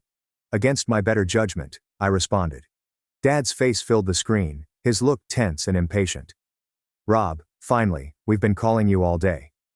I was busy, I replied bluntly. Graduating. He did not even acknowledge it. Daniel is in trouble. He needs you to come over tonight. Now. I didn't see it. What kind of trouble? Dad groaned as if I were being unreasonable. His credit cards are maxed out, and he can't pay the balance. He was counting on you to help. I looked at him. He counted on me. I didn't even realize this until 10 seconds ago. You're good with money, Dad replied, as if that clarified everything. You've been working all through school, saving up. Daniel wouldn't ask if it wasn't serious. My jaw was tightening. You skipped my graduation to go skiing, and now you're asking me to bail him out. It wasn't about skiing, Dad replied immediately. But I could see the ski lodge behind him in the video, with its wood-paneled walls and beautiful chandelier. Daniel had been stressed, and we thought the trip would help. You know, he's been under pressure lately, right? I said, my voice cold, and I guess I haven't been. Dad's demeanor changed, revealing that subtle flash of annoyance I'd seen my entire life. The unspoken message, don't make this about you. After I hung up, I sat there for a long time, staring at the blank wall opposite my couch. They didn't only miss my graduation, it was expected that I would willingly set aside my own life to clean up after Daniel. It has always been like way. When he failed a class in college, I was forced to do his assignments for one semester. When he ran up a tab at a pub, I was guilt-tripped into paying it back because family sticks together. But nevertheless, family never stayed with me. 2 days later, I received another call. This time from Daniel himself. He didn't bother saying hi. Hey, so when are you bringing the money over? I'm not, I said. There was a pause, followed by a laugh. Come on. Don't be like that. You've always helped me before. Yeah, I said softly. And you've never once shown up for me. Not for my graduation, not for anything. Why should I help you now? He scoffed. Wow. So, you're going to hold a grudge over some ceremony? You're being petty. The term petty struck harder than it should have. When I spoke up for myself, they would always say the same thing. They saw my boundaries as overreactions, not boundaries. By the end of the week, I'd received texts from every family member I could think of, including aunts, uncles, and my grandma. Everyone is telling me that some variation of Daniel is your brother. You can't just let him fail like this, and don't sacrifice family for money. No one addressed my graduation. Not one. The problem was, I hadn't even turned them down because of the money. I had said no because I was exhausted. I'm tired of being a safety net for a man who has never learned to stand on his own 2 feet. I'm tired of being invisible until they need me. And the more they pressed, the more I knew they didn't regard me as a member of the family in the same way they did Daniel. I was a resource, and a tool. What I didn't realize was that their pressure campaign was only getting started. The texts, calls, and subtle digs were all leading up to something much bigger, something they believed they could force me into. And they had no idea that as they pushed, I began to plan how I would push back. It wouldn't be long until they offered me the perfect justification, and once they did, there was no turning back. It was a peaceful Thursday morning when the actual blow came. I had just completed sending out a couple job applications for roles I'd been fantasizing of since college, when I received a call from my bank. The woman on the other end was courteous, but anxious. Mr. Rivers, I just wanted to confirm a large transfer request we received from your account earlier today. I sat up straighter. Transfer request? I haven't authorized anything. She read off the details. Nearly $4,800 will be wired to a joint account in Daniel's name. My stomach sank. Cancel it, I said quickly. That's what I thought, she answered.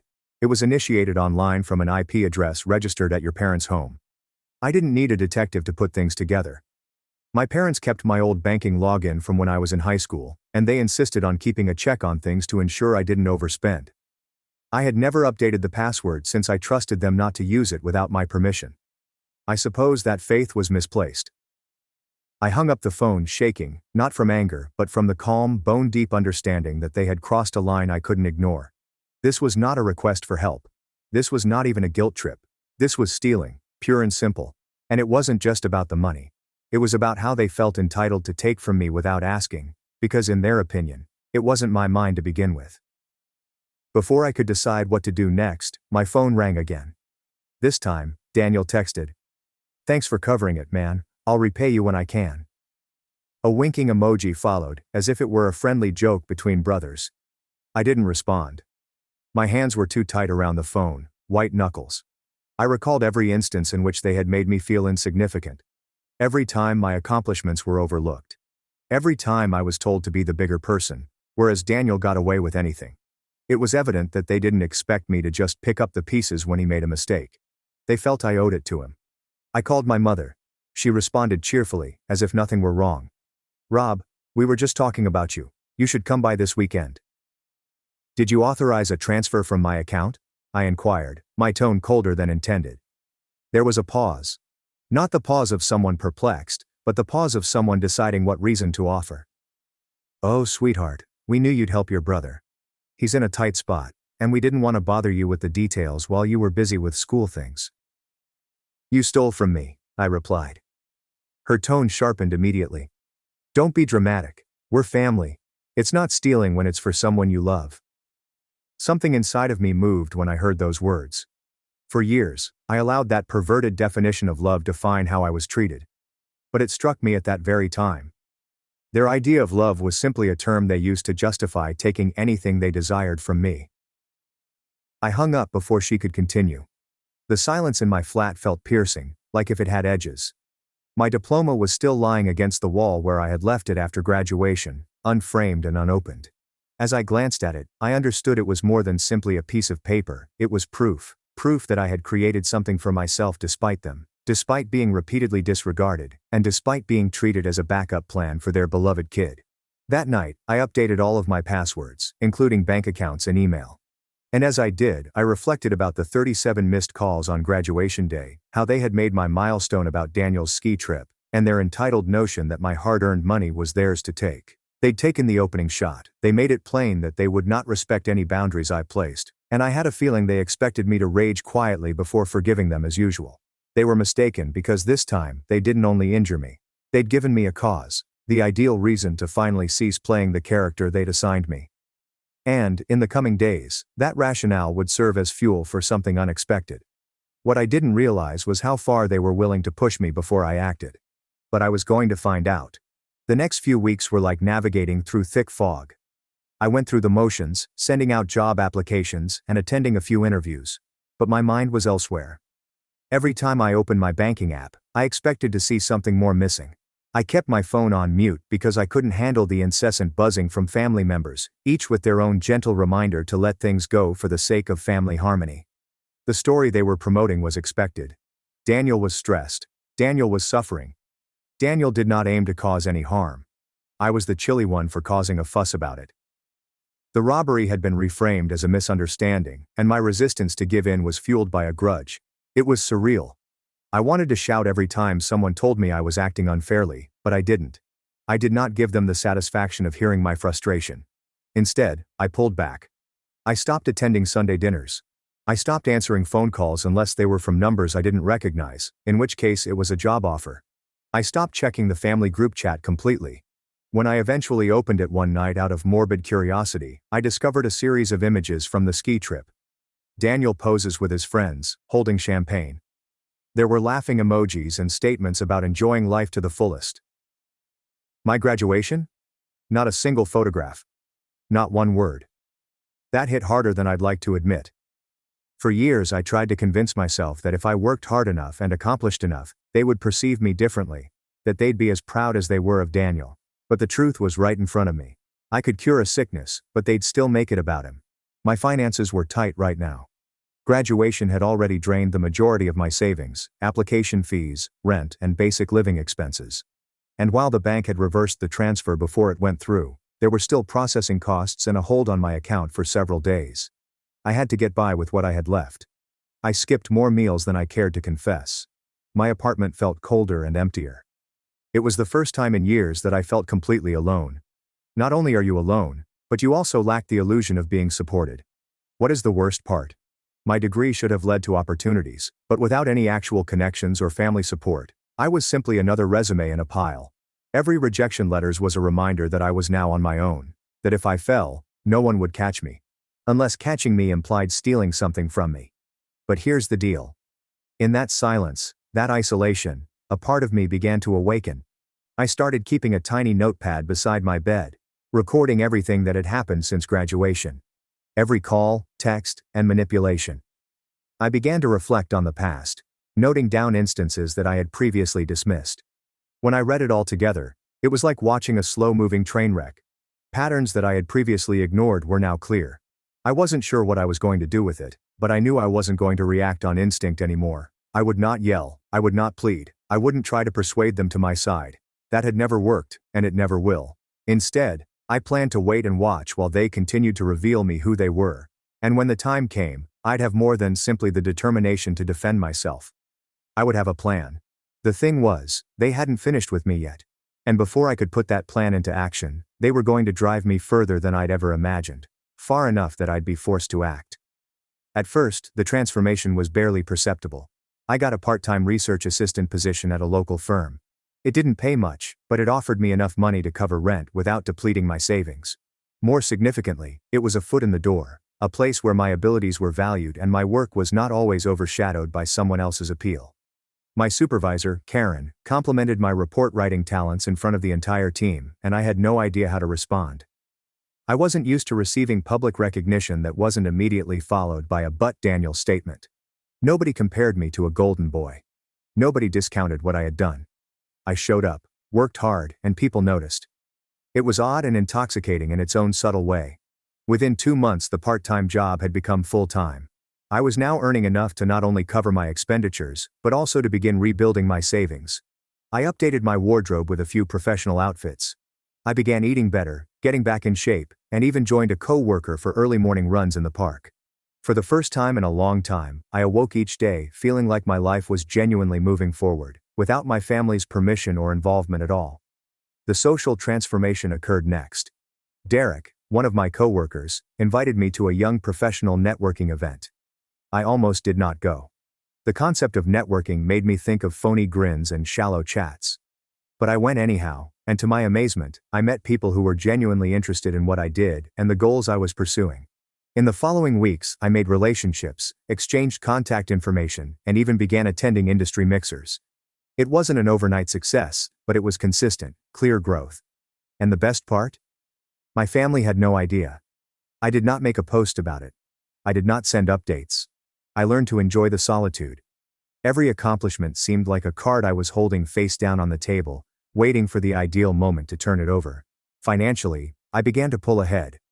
By month 4, I had paid off the little debt from my final semester of school. By month 6, I had a growing emergency fund. Around the same time, Karen recommended me for a side consulting job with a startup. It was only a few hours per week, but the pay was more than generous, and it allowed me to practice abilities I hadn't used since my senior thesis. That gig led to another, and before long, I was earning more on the side than I did at my previous full-time job. I knew the version of me they were used to, the silent helper who says yes because it was simpler than fighting, would never have gotten this far. This was uncharted territory. I wasn't simply surviving anymore, I was gaining leverage. Still, I kept my cards near. When my mother called to see if I was doing well financially, I gave her the most generic answer possible. I'm fine. There were no details, no opportunities for them to assess how much they could handle. The less they knew, the fewer targets they could choose. But Daniel could not help himself. He began sending me casual messages again. How are things doing at work, man? Have any plans for the weekend? I realized what it was. A test of the waters. He'd done it previously after our disagreements, gradually returning to my life until he could beg for something. This time, I did not bite. I gave brief, courteous responses, nothing more. Nonetheless, I sensed something was stirring. Call it instinct. Call it years of observing how my family functioned. Their occasional texts had changed tone, polite, even kind, but with a staged quality. I wasn't sure what they wanted yet, but I could guess. Money, favors, or anything that benefited Daniel at my expense. They didn't know they were no longer dealing with the same person.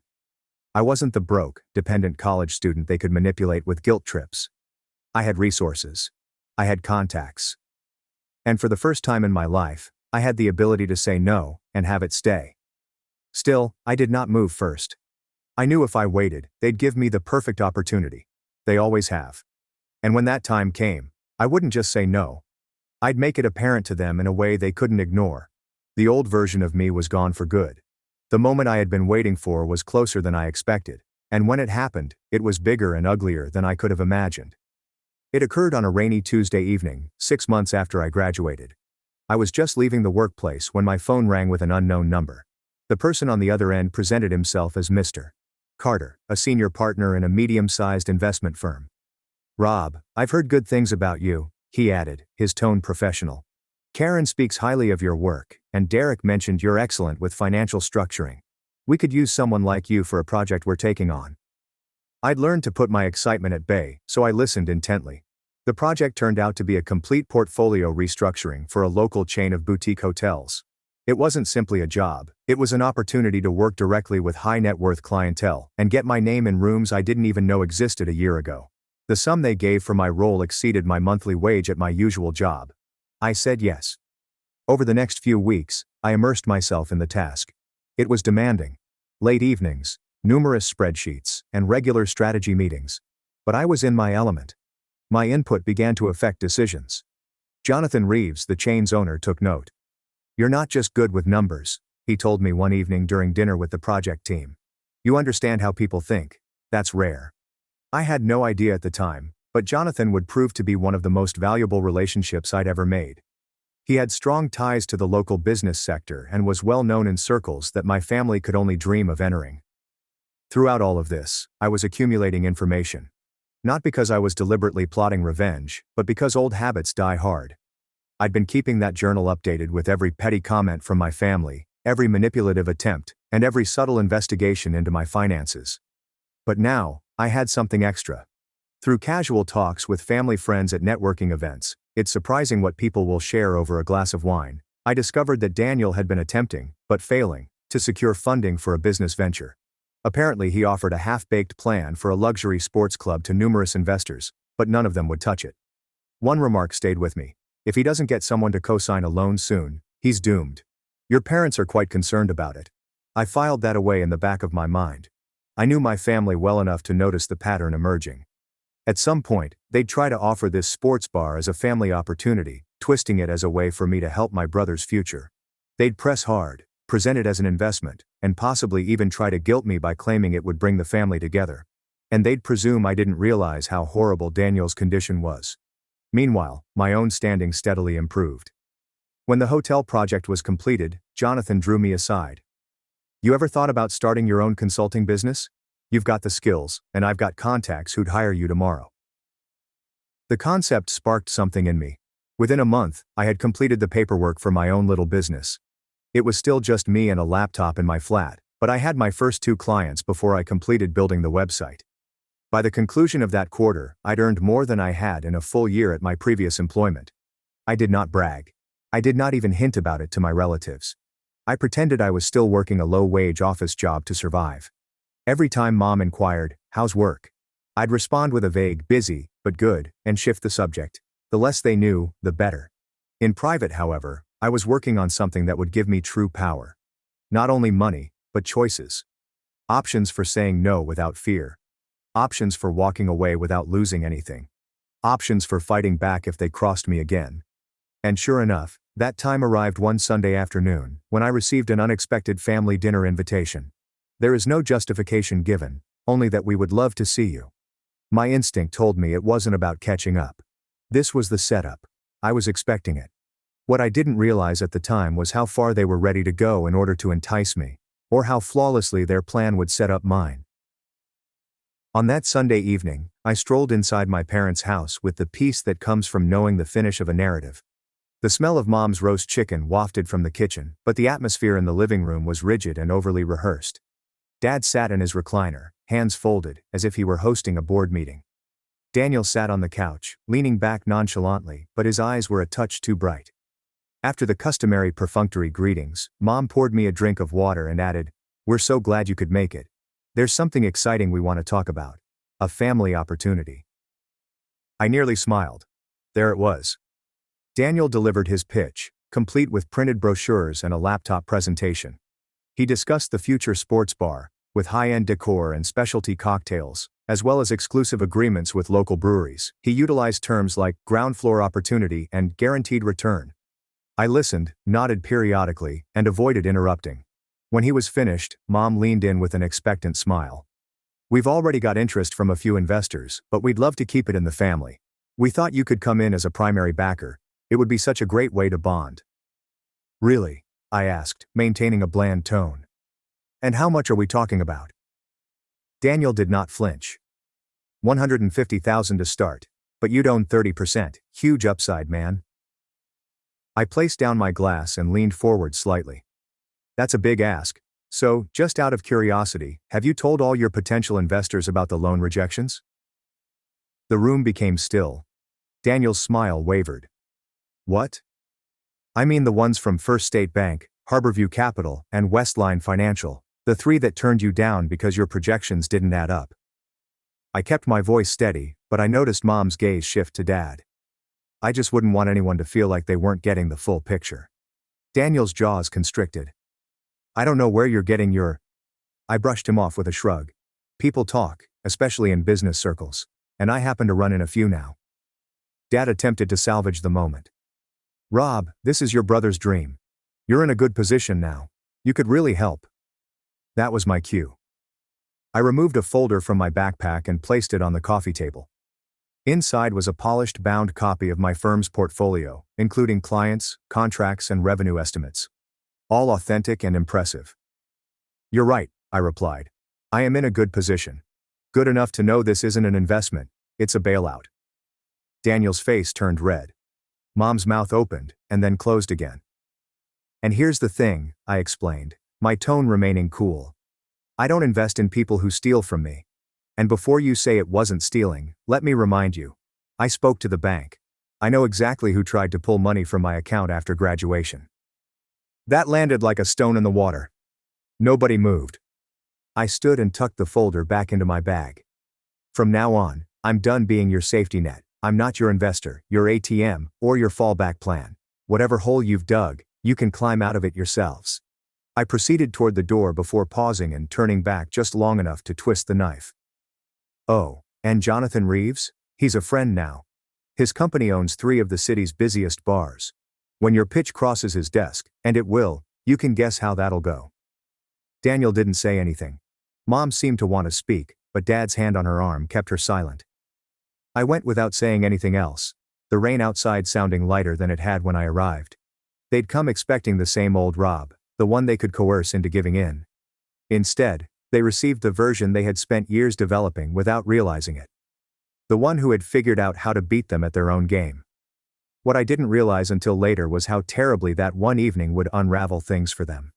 The consequences came faster than I had anticipated. 2 weeks after that supper, I received a text from an old neighbor. "Hey, just saw your brother at the bank." He looked enraged. "Did something happen?" That following day, I received an email from Jonathan Reeves that confirmed my suspicion.